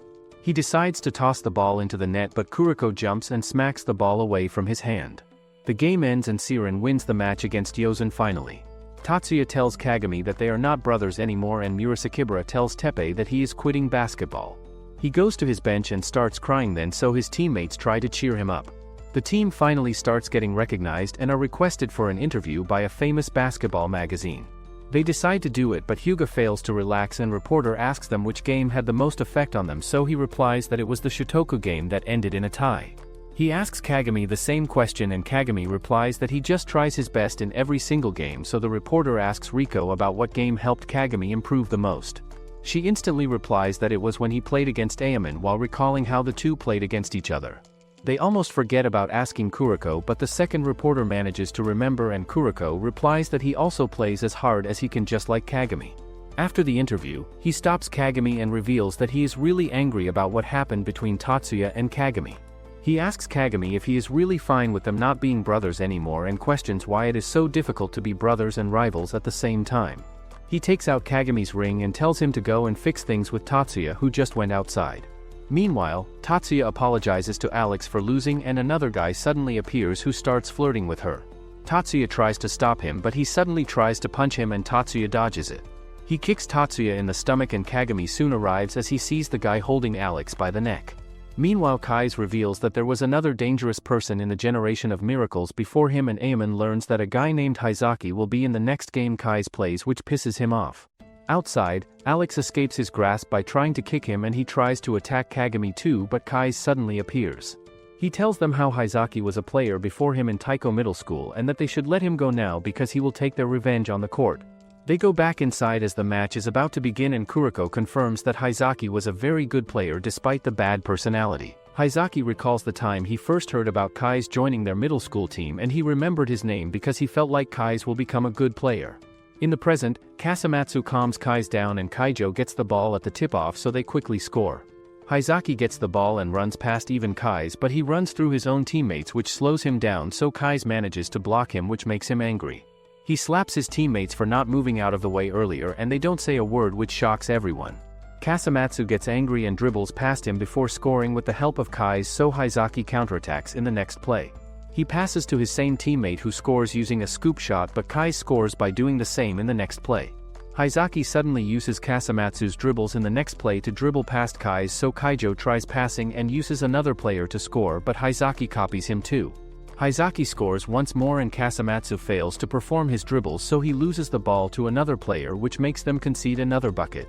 Their other player that Haizaki copied also fails to shoot again but their center, Hayakawa manages to score by rebounding. Teppei explains that Hayakawa is good at rebounding because he jumps very fast which allows him to reach the top before other players. Haizaki uses Hayakawa's ability in the next play and even wins a rebound from him before dunking on him. Kai's tries to break the loop by scoring on Haizaki himself but he uses the same moves to take the score back. Kaijo's shooter misses his shot once more as Haizaki explains that their moves don't belong to them anymore. Kasamatsu realizes that they cannot use any of the moves that Haizaki copies and Kuriko explains that he uses the same moves in a different rhythm which disrupts the player's own rhythm which prevents them from performing their own move again. The second half soon ends with Haizaki's team in the lead and Kai's assures his teammates that he will defeat Haizaki. He recalls his first match against him in which Haizaki utterly destroyed him and he stole his girlfriend at that time. The second half begins and Haizaki continues to beat which leaves everyone thinking if Kaijo will lose. Haizaki recalls how everyone used to talk about the generation of miracles after he quit and in the present he thinks about how he will defeat them. He blocks Kai's once again and even scores on him but Ayaman notices that something is wrong. Riko realizes that he is still injured from his match with Ayaman and Kai's injury starts acting up too. The ref warns Haizaki to stop his excessive talk and Kuriko suddenly cheers Kai's which makes him get back up. Kai suddenly scores a three-pointer that he copied from Midorima and they realize that he can copy the talents of the whole generation of miracles now but Haizaki cannot. Kai starts scoring on him but Haizaki loses his composure and gets blocked by Kai's two who uses Murasakibara's talent. Kai scores once again using Midorima's shooting and Haizaki recalls how Akashi made him quit because he thought Kai's is better. In the present, he plays dirty by stepping on Kai's injury but Kai still scores back right before the final whistle which gives Kaijo the win. They advance into the semi-finals for their match against Siren and Ayaman predicts how Haizaki will act so he catches him waiting outside to take revenge on Kai's for beating him. He tells Haizaki to leave without any commotion but Haizaki tries to hit him so he easily beats Haizaki down. In the past, Kuriko tries to stop Haizaki from quitting but he pretends like he does not care about basketball that is why he is quitting but he does not quit this time despite losing. The next day, Kagami wakes up with Alex in his bed so he tells her to wear some clothes and they realize that his shoes got torn right before the match. He calls Riko who tells him that Kuriko's shoes got torn too so they head to buy shoes together but they don't find Kagami's size. A guy suddenly jumps over Kagami's head too who is wearing a Rakuzen jacket while the remaining team also encounters different Rakuzen players in different locations. Kuriko calls Momoi to find a place where they can get Kagami some shoes so she brings Ayaman's shoes for him but Ayaman asks Kagami to beat him if he wants the shoes. He easily beats Kagami but still gives him the shoes and they decide to hold a proper rematch after the cup. Kagami and Kuriko arrive at the venue so they go with the team to watch the semi-finals between Rakuzen which has Akashi and 3 of the remaining uncrowned kings like Teppei vs Shotoku which only has Midorima. In the past, Akashi tells Midorima how he does not know what a loss is and in the present both teams step onto the court. The Rakuzen players get surprised that Akashi is playing too and Shotoku players discuss how he is the captain despite the older 3 uncrowned kings being on the same team which shows how strong he is. Akashi tells Midorima that he cannot be beaten because he is always right and Midorima gets the ball right at the tip-off so he scores a half-court shot before telling Akashi that he will lose this time. He scores 2 more three-pointers back-to-back and Akashi finally gets the ball as Takao marks him. Takao stays on him so he passes to another player who scores and the first quarter ends in a tie. Takao wonders what is so special about Akashi that allowed him to be the captain of the greatest basketball team, and before the second half begins, Akashi tells Midorima that the game will end before he can even do anything. Rikuzen suddenly defends harder, but Shotoku still manages to break the defense through a player named Kotaro, so Akashi warns him not to fail again. Kotaro gets the ball in the next play and loudly bounces the ball, while Akashi explains to Midorima that he meant that he does need to do anything because the Rikuzen players can easily beat Shotoku without him doing anything. Kotaro quickly taps the ball, which causes the defender named Miyagi to lose sight of the ball, and Kotaro dribbles past him in that instance. In the past, Miyagi scolds the underclassmen, but Takao and Midorima notice him practicing even after all the players left, and another senior tells them that he works the hardest. In the present, Kotaro easily scores by himself, which leaves Miyagi in shock as he thinks about how Kotaro only used 3 fingers to dribble so fast. Rikuzen scores again in the next play, and its players tell Midorima that the rest of the team is just holding him back, especially Miyagi, who is continuously losing to Kotaro. Akashi steals the ball from Takao and passes to Kotaro, who dribbles past Miyagi, but Midorima blocks him. He takes the ball back and helps Miyagi dunk the ball before scoring another 3-pointer, which ends the second half in a tie 2. Akashi tells his teammates to stop double-teaming Midorima because they cannot stop him, and reveals that he will be personally taking him on from the third quarter. The next teams arrive on court to begin warming up for their match 2, and Kagami tells Akashi that he will soon beat him after beating Kai's. Akashi tells him that only those who serve under him can look him in the eyes, and he easily brings Kagami down to knees before telling him that he does not like anyone looking at him from above. He reminds Kuriko that he was the one who found his hidden powers using his eyes, and that finding hidden things is not the only thing his eyes can do. Murasakibara tells Tatsuya how Akashi can make any defense or offense useless using his eyes, and that they will all soon see it happening. The third quarter begins and Akashi faces off against Midorima, who tries to shoot, but the ball intercepts the ball before Midorima can do it. Murasakibara explains that Akashi just sees what's going to happen, so he makes the best use of it, which prevents people from even being able to stand while defending, as he performs an ankle breaker on Takao. Akashi continues to defeat Midorima no matter what he does, and he destroys the defenders too using his dribbling before passing to his teammate. He breaks past Midorima too in the next play, and Miyagi's words help him try again even though he already accepted defeat. During the next play, Midorima recalls that his first impression of Takao was not the best, but he always used to stay around him. He eventually asks Takao about it, and Takao reveals that he wanted to beat Midorima after losing in middle school, but they ended up as teammates, so he will now gain Midorima's acknowledgement by giving him a pass no one can stop. The shot clock almost runs out and Midorima enters into his shooting stance without the ball, and he jumps into the air without it, but the ball suddenly gets passed right into his hands, so he shoots it in. They realize that Akashi cannot have seen it coming as the pass appeared too late, and Kai's points out how Midorima never takes a risky shot, which shows how much he trusted Takao. He scores 2 more 3-pointers just like that, but Akashi breaks his ankles again in the next play before attempting a layup, but Midorima quickly gets back up to block him, and Akashi passes to another player. The player tries to dunk but gets blocked, and Midorima and Takao score another 3-pointer. The gap slowly gets narrower and Akashi scores a bucket on his own net, which shocks everyone. He tells his teammates that he will gouge out his own eyes if they lose, which makes them try hard again, and Akashi tells Midorima that he will not be able to touch the ball again. Rikuzen double-teams Takao, but he manages to break past and tries to pass to Midorima, but Akashi intercepts it. Takao realizes that he was intentionally moving slow before, which causes Takao to assume that Akashi will not be able to intercept the ball even if he sees Midorima jump. Takao tries to block another shot, but the opponent gets a 3-pointer along with a free throw. The Rikuzen players continue to beat Shotoku, and Midorima fails to block Akashi, who scores right before the final whistle, which ends the match in Rikuzen's victory. Both teams line up, and afterwards Akashi refuses to shake hands with Midorima since he thinks that people should be cold-hearted to win. Midorima declares that he will win the next time, and Rikuzen's team doesn't seem to be in a cheerful win because they already expected to win. Afterwards, Takao starts crying, and even Midorima feels upset at their loss as all the players head back to their locker rooms. Tatsuya feels weird since he gets the vibe that Akashi may not have shown his true strength. Siren and Kaijo's teams warm up before their match, and since it's too quiet on the court, Kai's goes over to the other side and makes a huge jump to dunk the ball that resembles Kagami's jump. Kagami in return also makes another similar jump, and both teams feel excited for the match since they can't wait to play the match. Kaijo's captain Kasamatsu notices that Hyuga seems to have grown a lot as a captain, and Kai's tells the Siren team that he hasn't forgotten his first loss. Kagami comments that he has gotten too soft, and Kuriko reminds him of the time when he was selected in the starting lineup for the first time in Taiko Middle School. He recalls that he himself was assigned to train Kais in the start, but eventually Kais surpassed him and he tells Kais that he considers him his rival. Kais becomes excited to hear this and both teams line up on the court for their match. The match begins and Kuriko rushes towards the basket from the get-go. He uses his vanishing drive to get past Kaijo's players and then his special shot to score a basket.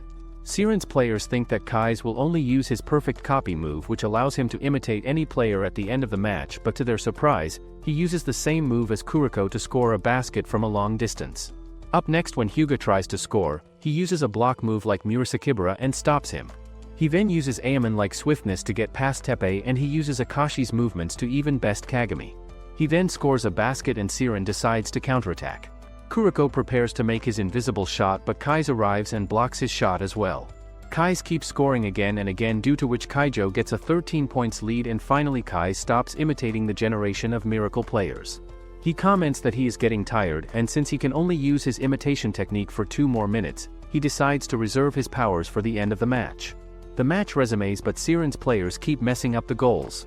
Hyuga fails to score a 3-pointer and even Kagami's shot doesn't go through. Riko notices that the players all seem too tense, so she switches out Azuki with a fresh first-year player called Furuhata, who becomes a nervous wreck to hear this. He walks like a zombie towards the court and starts to mark Kasamatsu. The game resumes and he keeps messing up because he is a coward.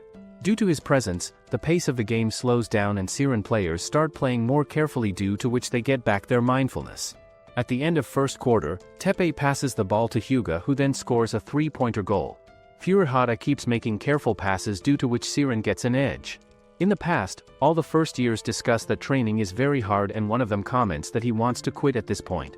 Furuhata tells him that seeing Kuriko gives him hope that he can be helpful to the team as well, and he adds that he will definitely regret it if he quits.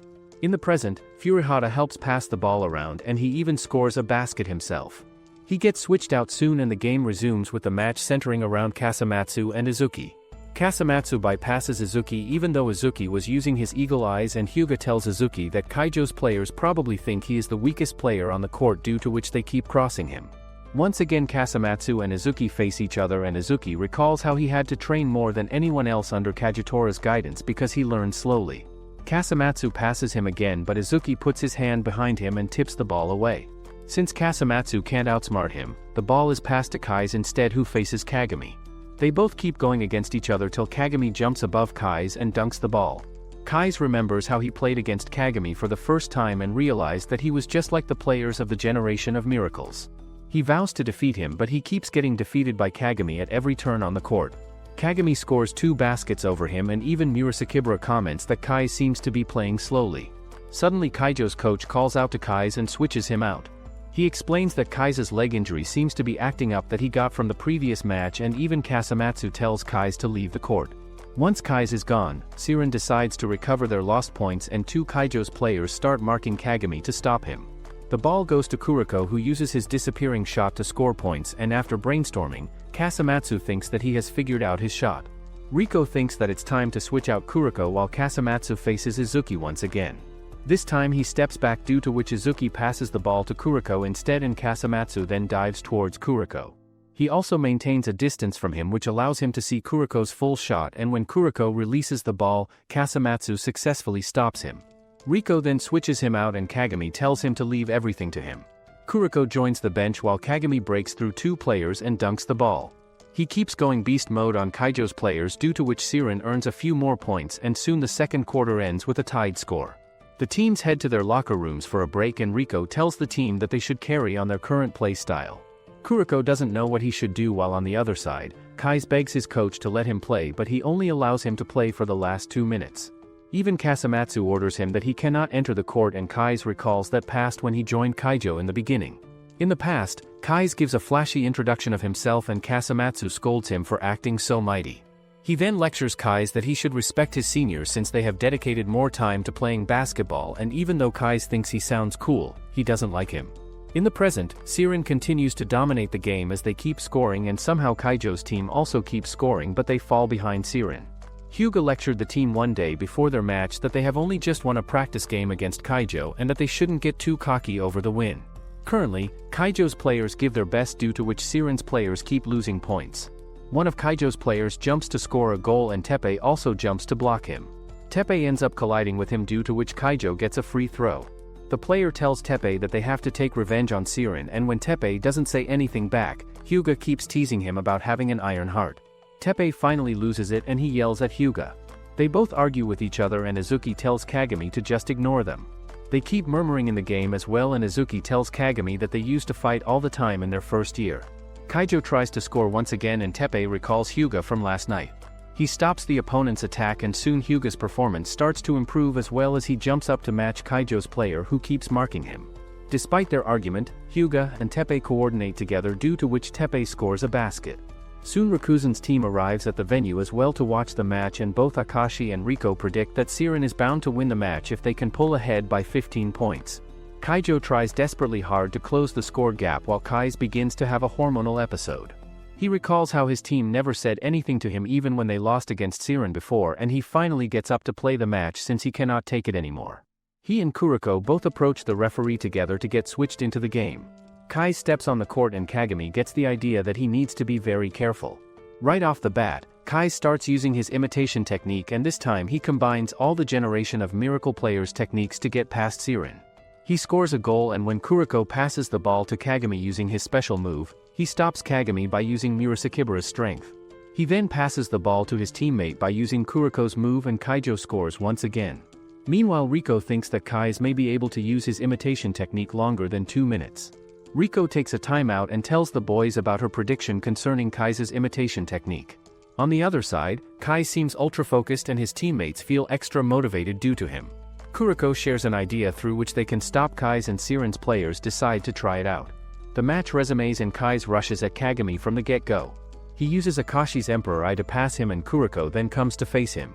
Kai's passes him as well, only to face Kagami next, and Izuki also comes from a side to steal the ball from him.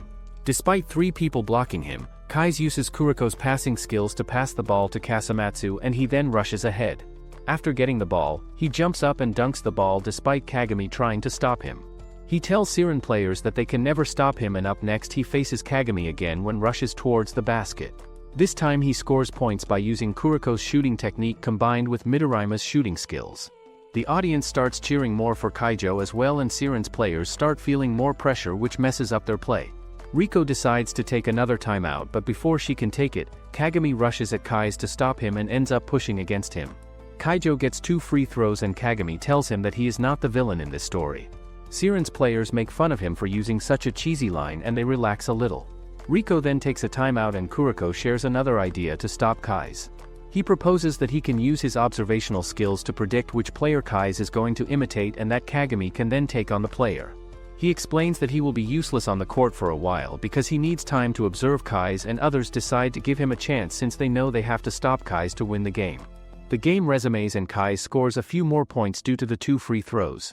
Kagami rushes towards the goal to score, but Kais runs behind him and stops him using Murasakibara's strength. The ball goes to Kais again and he uses a fake jump to pass the ball to his teammate. The player then passes the ball back to him and he scores again. Kagami tries to counterattack, but he rushes behind him and stops him as well. Siren continues to score and soon their score exceeds Siren's score with only 40 seconds remaining in the match. All of Siren's players run to the basket for the counterattack and the ball gets passed to Hyuga, but Kais rushes at him to stop him. Just when Hyuga thinks the ball will be stolen, Kuriko taps the ball away and passes it to Kagami, who scores a basket. Siren is in the lead again and Kuriko tells Kagami that he is ready now. He starts to mark Kais all by himself and Kais recalls his past games with him. He rushes past him only to be stopped by Kagami next, and he uses Akashi's moves on him to get past him. Kais moves exactly according to Kuriko's predictions, and up next he prepares to use Murasakibara's jump to score, but Izuki taps the ball from behind him. Kais still retrieves the ball and passes it to Kasamatsu, who scores a basket from a distance. With 4 seconds left, Siren's players don't seem upset, but that's only because Kuriko already predicted all his movements and told everyone about the outcome. The ball falls down and Teppei immediately throws it to Kagami, who runs towards his basket. Kais runs after him and manages to catch up to him. Kagami jumps in the air to make a shot from a distance, but he realizes that he can't make a proper shot. He notices Kuriko behind him, so he throws the ball at the basket post and the ball bounces back towards Kuriko. He then makes his phantom shot and scores 2 points just as the match ends. Siren wins the match and the team celebrates loudly. Kais admits his defeat to Kagami and Kuriko, and they tell him that they couldn't stop him till the very end. Afterwards he cries a lot on Kasamatsu's shoulder.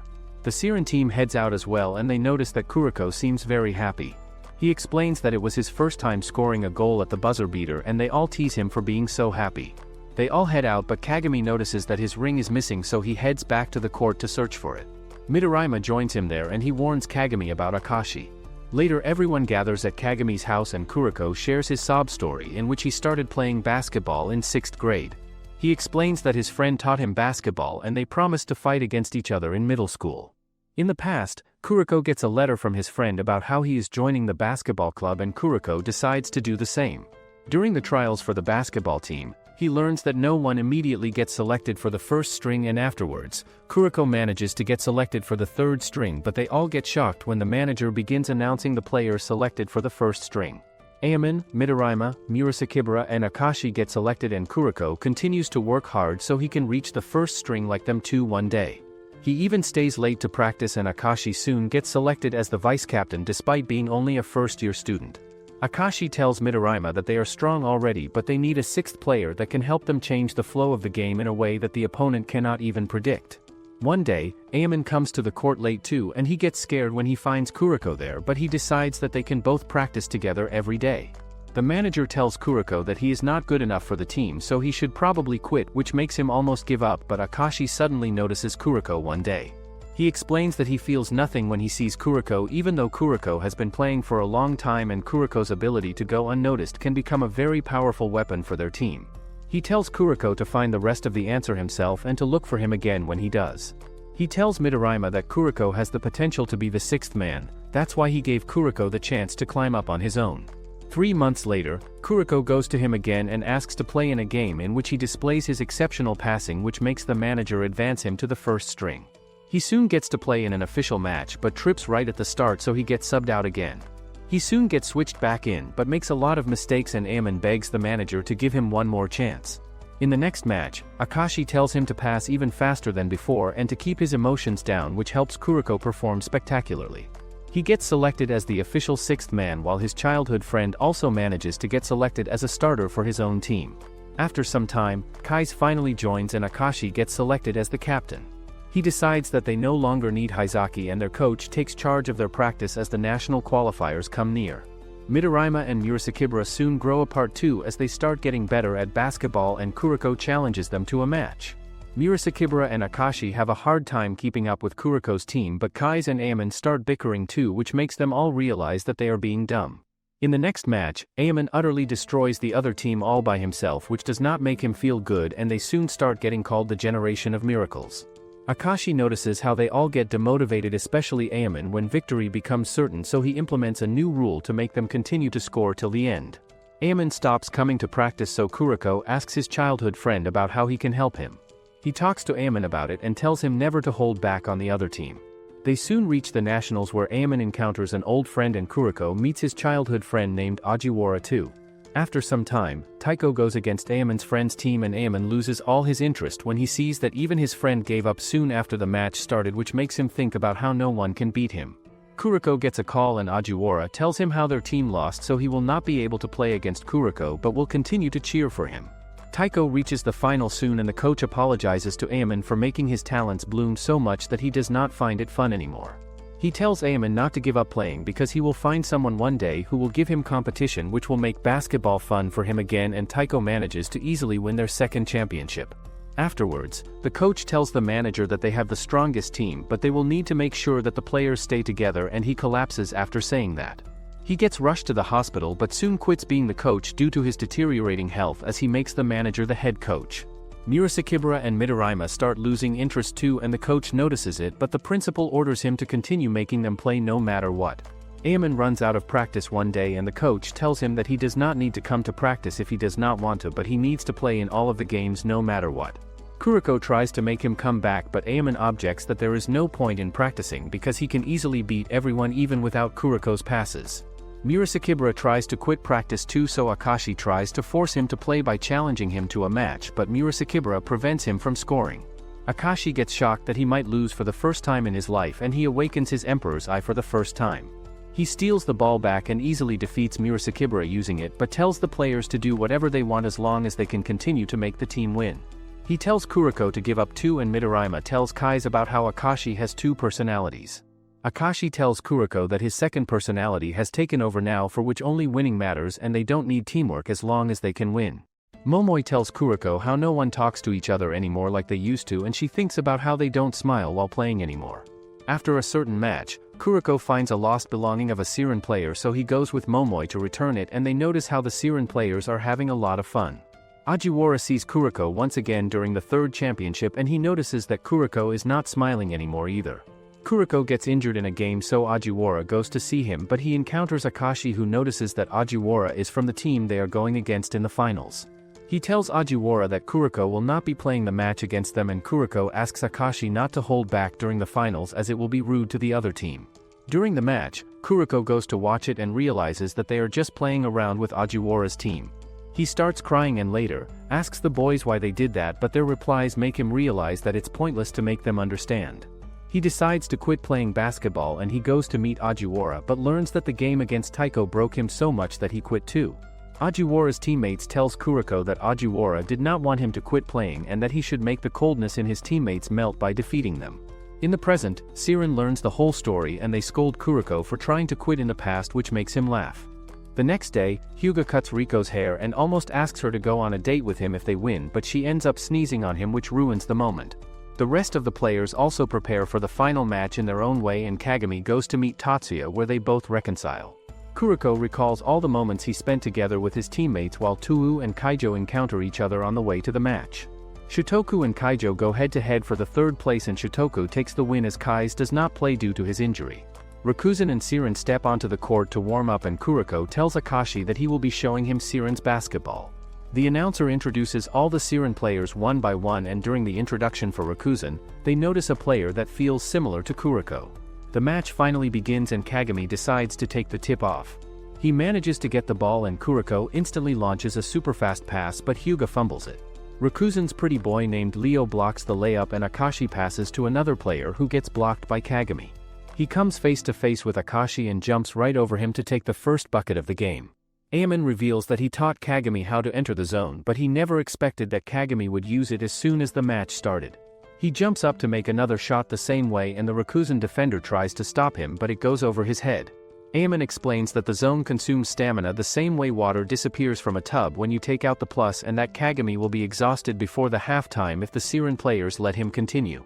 Rikuzen stays at 0 points as Kagami stops them from scoring 2, and Riko tells Midog to warm up as he is about to be subbed in.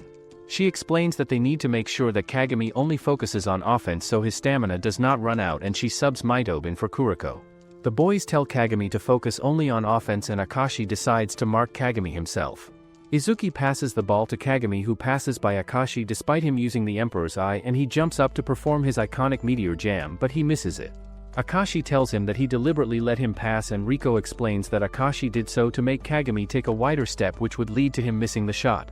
Rikuzen goes on offense and Akashi comes face to face with Kagami, while Ayaman explains that losing to Akashi now might throw Kagami out of the zone. Akashi breaks Kagami's ankle and Izuki tries to steal the ball, but Akashi passes it to Leo. Teppei tries to stop him, but he throws the ball towards the net after passing through him, but Midog stops the ball before it goes into the net. Siren goes back on offense and Kagami wonders how he can beat Akashi. Midog calms him down and he regains focus despite exiting the zone.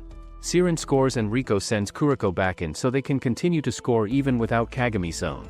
Kotaro marks Kagami and stays on him, but Kagami passes to Kuriko, who passes it to Hyuga, but Hyuga misses his shot. Rikuzen goes on attack again and Kotaro scores after dribbling past Kagami using his speed. Kuriko pass gets intercepted, which shocks everyone, and Rikuzen scores once again. They all realize that Kuriko's lack of presence is weakening, and Akashi explains that his special moves have started to make him stand out, especially his buzzer beater. Akashi steals the ball from Izuki and Kuriko gets subbed out, but Riko tells him that he will be subbed back in soon. She sends him back after talking to him, and he recalls how she told him to let the other team destroy him so he can lose his presence again. He fails to pass by the defender and even gets blocked as Rikuzen manages to catch up. Kuriko continues to fail, but Hyuga scores a three-pointer which ends the first quarter in a tie. Riko tells Kuriko that he should sit out until they figure out a solution, and Kuriko reassures everyone that he will return to the court soon. The match resumes and Ayaman realizes that Rikuzen's number 5 named Mayuzumi is just like Kuriko. He performs Kuriko's pass, which gives Rikuzen the score, and Akashi calls him the better version of Kuriko. In the past, Akashi approaches Mayuzumi and tells him that his lack of presence reminds him of the phantom sixth man of Taiko Kuriko. Mayuzumi tells him that he likes himself and doesn't want to make just boring passes, due to which Akashi likes him even more. On the court, Mayuzumi continues to make passes, which helps his teammates score goals, and when he cannot pass, he shoots the ball instead. He notices that Kuriko is very keenly observing him, and just then, Riko then switches Furuhata into the court. He gets placed in front of Akashi and he immediately falls down on his face. Akashi instantly passes him, but he comes across Kagami instead, which was the plan all along. Akashi still bypasses Kagami and tries to score, but Kagami tips his ball from the backside. Akashi fails to score and Mayuzumi leaves Furuhata alone since he thinks he is just a weak player. The ball ends up going to Furuhata, who scores a three-pointer, but when he faces Akashi again, Akashi simply bypasses him again. Rikuzen takes a timeout and Furuhata realizes that he has lost all his strength, so another first-year Fukuda asks to be switched in instead. The match resumes with Leo and Hyuga facing each other, and Leo scores the first three-pointer. Hyuga begins to mentally fangirl over him, but he reminds himself that he has to win and he shoots a three-pointer too. The battle of three-pointers continues and Leo then pulls out another one of his special moves in which he jumps ordinarily to make a shot, but Hyuga realizes that he cannot move in response.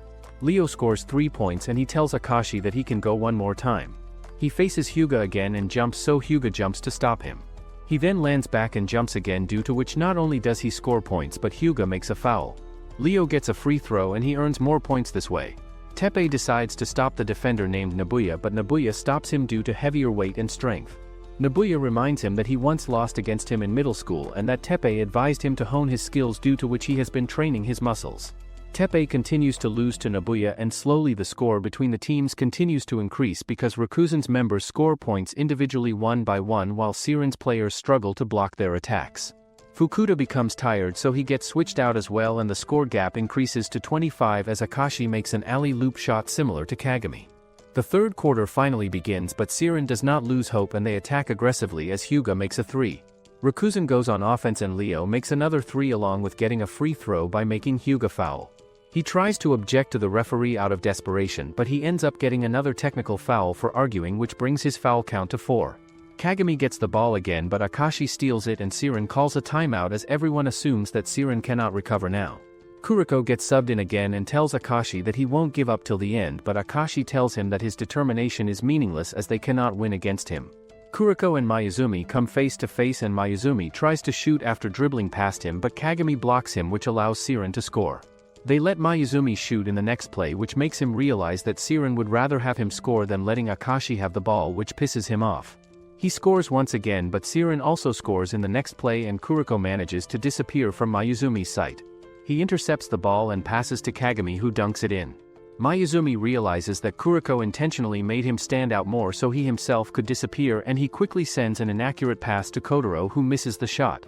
Akashi steals the ball back and Kagami tries to stop him as he enters the zone again, but he backs away from Akashi instead.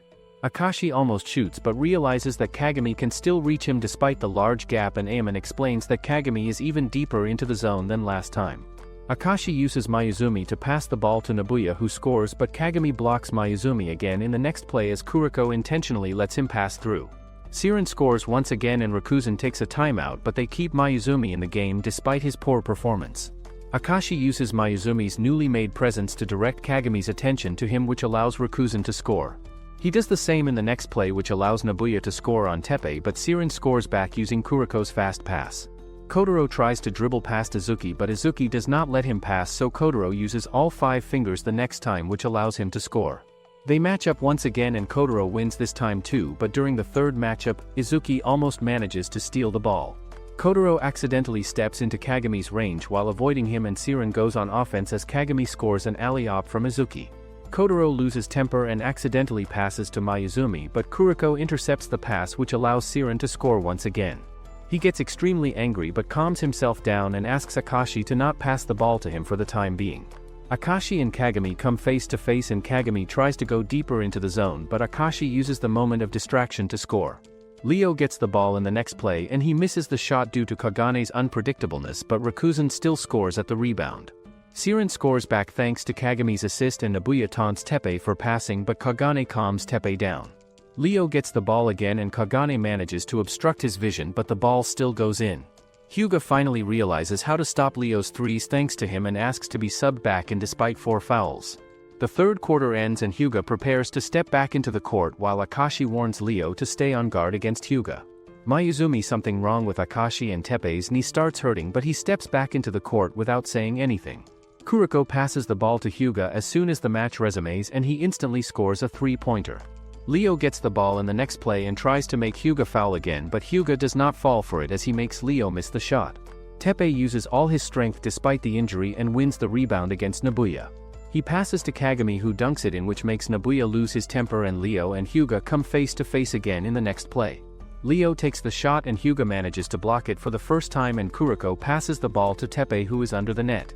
Nabuya tries to stop him, but Teppei passes to Hyuga who scores another 3-pointer and Mayuzumi wonders why Akashi is still not doing anything despite losing points.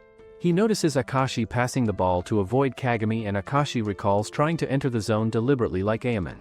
He challenged the 3 uncrowned kings, which finally allowed him to figure out how he can enter the zone intentionally. In the present, Teppei scores on Nabuya again and Akashi passes the ball to his teammates without moving from his spot.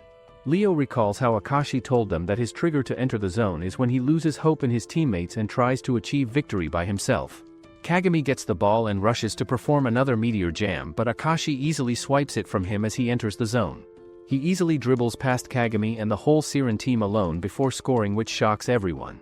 Riko calls a timeout where Kagami declares that he will take on Akashi all by himself and the rest of the team agrees to it. Animaan explains that you need to open a massive door to enter the zone and you enter water after that. The more a person focuses, the deeper he sinks, but there is another door at the bottom which is guarded by a faceless figure which even he has never opened, and that Kagami can only win if he opens the second door. Siren gets the ball again, but they quickly realize that Akashi's range is very large as he easily steals the ball and Kagami tries to stop him. Akashi easily performs an ankle breaker, but Kagami tries to get back up so he does it again before scoring. Akashi tells his teammates that the least they can do is stop threes, but he can do that himself too if they fail, and he steals the ball from Kagami in the next play. Kagami thinks about how he can open the second gate and Kuriko asks him to give up on fighting all alone, so Kagami decides to fight with the team. They try to score outside of Akashi's range, but he still manages to stop them and they all get together to stop him. Akashi easily dribbles past Kagami, but Kuriko appears from behind after predicting how Kagami will move and he slaps the ball out of Akashi's hand.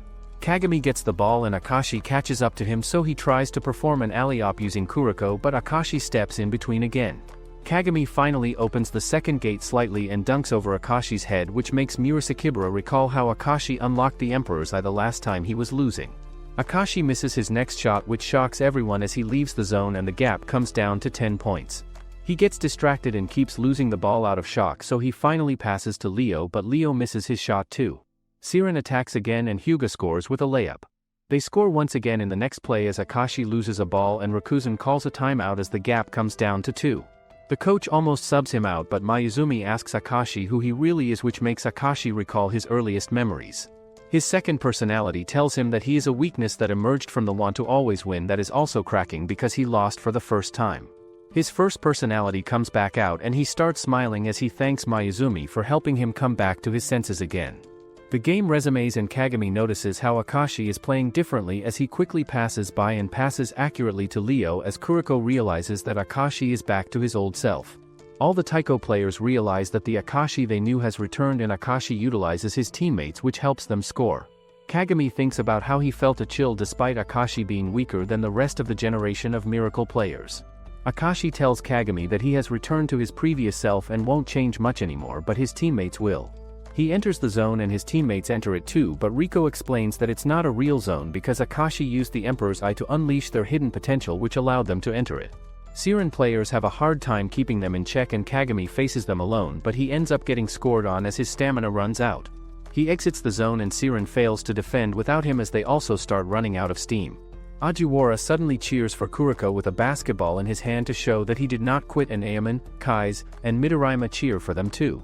Siren regains courage and Kagami finally sees the figure standing in front of the second gate, so he talks to his teammates. The match resumes and Akashi notices their weird movement as Kagami stops Kotaro from scoring with Hyuga's help after entering the zone again. Akashi realizes that the whole team is matching Kagami's movement and Kagami tells him that the True Zone is working together with everyone else. They quickly pass by the defenders and score, which leaves everyone shocked. Animaan accepts that he cannot win alone and Akashi narrowly manages to stop Siren's attack before scoring back with his own. Siren attacks again against Rikuzen's desperate defense and they narrowly manage to score with a few seconds left in the game. Rikuzen tries its best to keep the ball and Izuki manages to intercept a pass as he passes perfectly to Hyuga, who copies Leo to make a 3 along with making him foul. Siren decides to miss the free throw so they can score a 2 with the rebound that will put them in the lead and Teppei prepares himself to get it. He uses all his strength and manages to get it. He passes the ball to Kuriko, who fakes a shot so Akashi tries to block him, but he sends an alley-oop to Kagami instead, who dunks it in right before the final whistle blows, which secures Siren's victory. The team celebrates its win and Akashi congratulates Kuriko for winning. A few days later, Siren's players return to their normal routine. They see Teppei off for his surgery in America and Ajiwara tells Kuriko that he will play against him next year. Animaan returns to practice and Akashi thanks Mayuzumi for his help with basketball.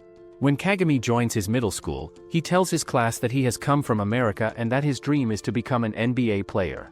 He later plays flawlessly with the basketball club, but they taunt him that he can never find American talent here. Soon they start avoiding him and Kagami wishes that someone chases his boredom away. In the present, he and Kuriko are walking when he gets a call from Alex sharing some news with him. They both then go to watch a live game with their teammates in which a world-famous American street basketball team named Jabberwock is playing with a Japanese team. On the court, some of the infamous players such as Kasamatsu, Imayoshi play against Jabberwock's players and the match begins as Japanese players score some points. The Jabberwock players start to play seriously and they show their awesome street basketball tactics. Soon they begin scoring points, but they also tease and taunt the Japanese players endlessly. They make fun of them as they score points and later the match ends with Jabberwock as the winners. They tell everyone that Japanese players should kill themselves before playing such pathetic basketball and they even spit on Kasamatsu's hand. Kagetora then challenges them to play a revenge match in 1 week and they agree to it since they want to humiliate Japanese players even more. Kagetora then gathers all the generation of miracle players plus Kuriko, Kagami and Hyuga along with a few excelling players like Takao. He tells them that they have to defeat the American team and of course they get motivated. Soon they all practice together and Kagetora hears that the Jabberwock team is causing trouble in some bar, so he heads out to deal with them. Kai's challenges Kagami to a one-on-one match and they notice that Kuriko isn't present with them. In the meanwhile, Kuriko follows Kagetora and introduces himself before objecting that everyone has a right to play basketball. Their captain kicks him down, but the rest of the boys finally arrive too and they decide to take Kuriko away instead of fighting. The Jabberwock players continue to mock them and Akashi tells them to shut up as they will wipe the floor with them during the match. The next day, Team Vorpal Swords finally face off against Team Jabberwock and Vorpal gets the ball during the tip-off. Akashi gets the ball and passes to Animaan, who dunks it in. He uses street style in his next play to score again and their captain tries to dribble past Akashi in the next play but fails to do it, so he passes to another player who gets blocked by Murasakibara. Midorima makes a long three-pointer and the first quarter ends with them in the lead, but a Jabberwock player named Silver passes by Animaan before dunking on Murasakibara right as the second quarter begins. He blocks Akashi's shot in the next play before scoring multiple times all by himself in the next few plays. Vorpal takes a timeout and Kuriko and Kagami get sent in. Kagami and Animaan team up to stop Silver and Vorpal gets the score as Kagami scores. Silver gets the ball again and Murasakibara and Kagami double-team him, so he tries to dribble past them but Animaan steals the ball again. He passes to Kuriko, who sends it straight to Kais, who puts it into the net and the second quarter ends with a gap of only 2 points. Silver gets angry but their captain named Gold tells him to shut up, which instantly calms him down.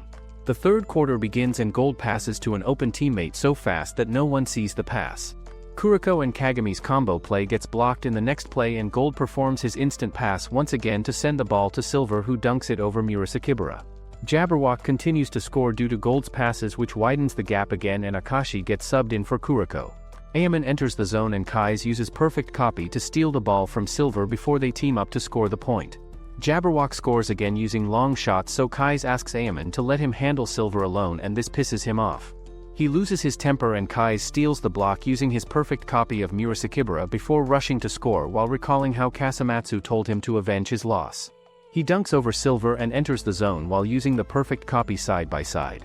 He scores multiple points all by himself, but he quickly gets exhausted, so Midorima gets subbed in his place. In the next play, Akashi's other personality comes out again and he uses the Emperor's Eye to steal the ball from Gold, who tries to attack once again. Akashi defeats him again. He passes to Kagami, who tries to score, but Silver stops him, so they pass around more until Murasakibara finally puts it in. Gold instantly realizes the Emperor's Eye's weakness, so he starts passing outside its range and Vorpal instantly calls a timeout. Akashi explains that they need 3 pointers despite the defenders focusing on Midorima, and he decides to take risky shots. During the match, he jumps up without the ball and Akashi passes it flawlessly right into his hands, which allows him to score a 3-pointer.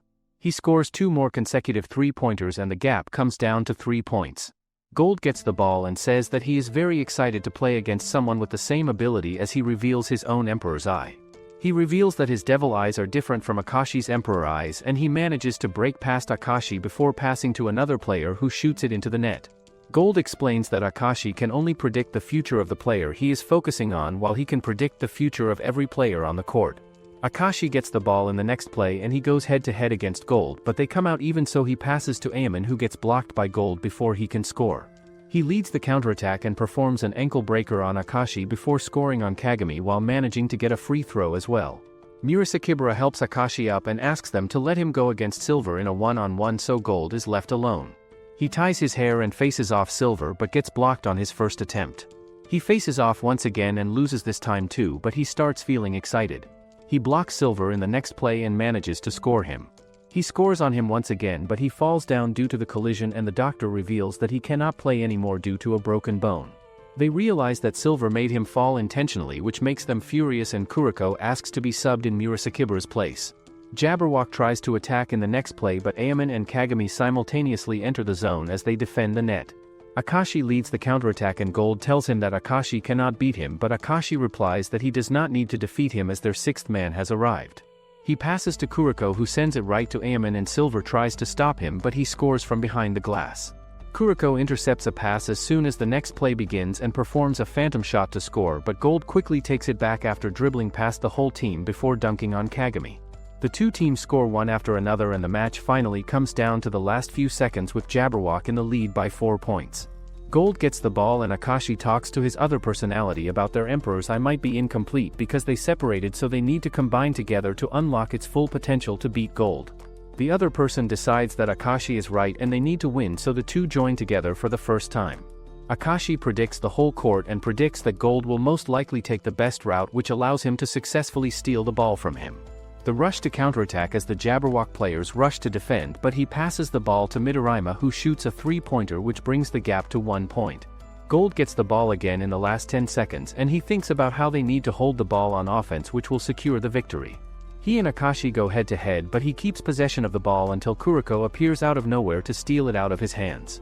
He rushes to attack, but Gold reaches the defense first, so he passes to the zone Kagami and Ayaman, who dunk it together, which allows them to break past Gold.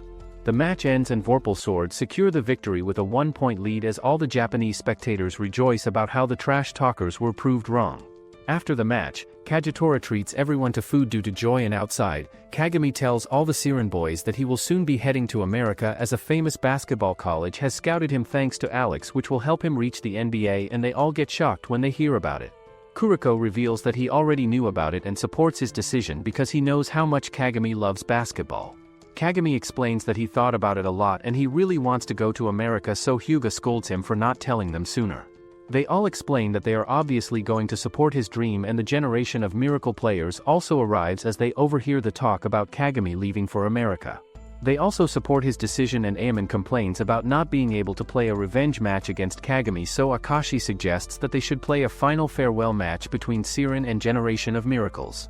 Kagetora allows them to use the court and they finally play the last match with Kagami. After some time, Kagami prepares to leave for America as the boys see him off at the airport, and he tells them that he will soon become the #1 player after beating every strong player. He shakes Kuriko's hand and heads to the line as he thinks about how Kuriko's hands were really small. He recalls how Kuriko always used to pass to him despite his small hands, and they overcame many obstacles as each other's light and shadow. He runs back to Kuriko and tells him how he was just acting tough before because he actually feels nervous when he thinks about how he will become the #1 player. He says that Kuriko always helped him and they always overcame many difficult challenges together, but he does not know if he will be able to do it alone. Kuriko consoles him by saying that he believes that Kagami can overcome an obstacle that comes in his way by himself, and they both start crying as Kuriko declares that he will always be Kagami's shadow while they perform a long-distance fist bump. Will Kagami really be able to overcome the obstacles alone, and will Kuriko get to play with him again or not? Comment your thoughts below and make sure to like and subscribe the channel for more.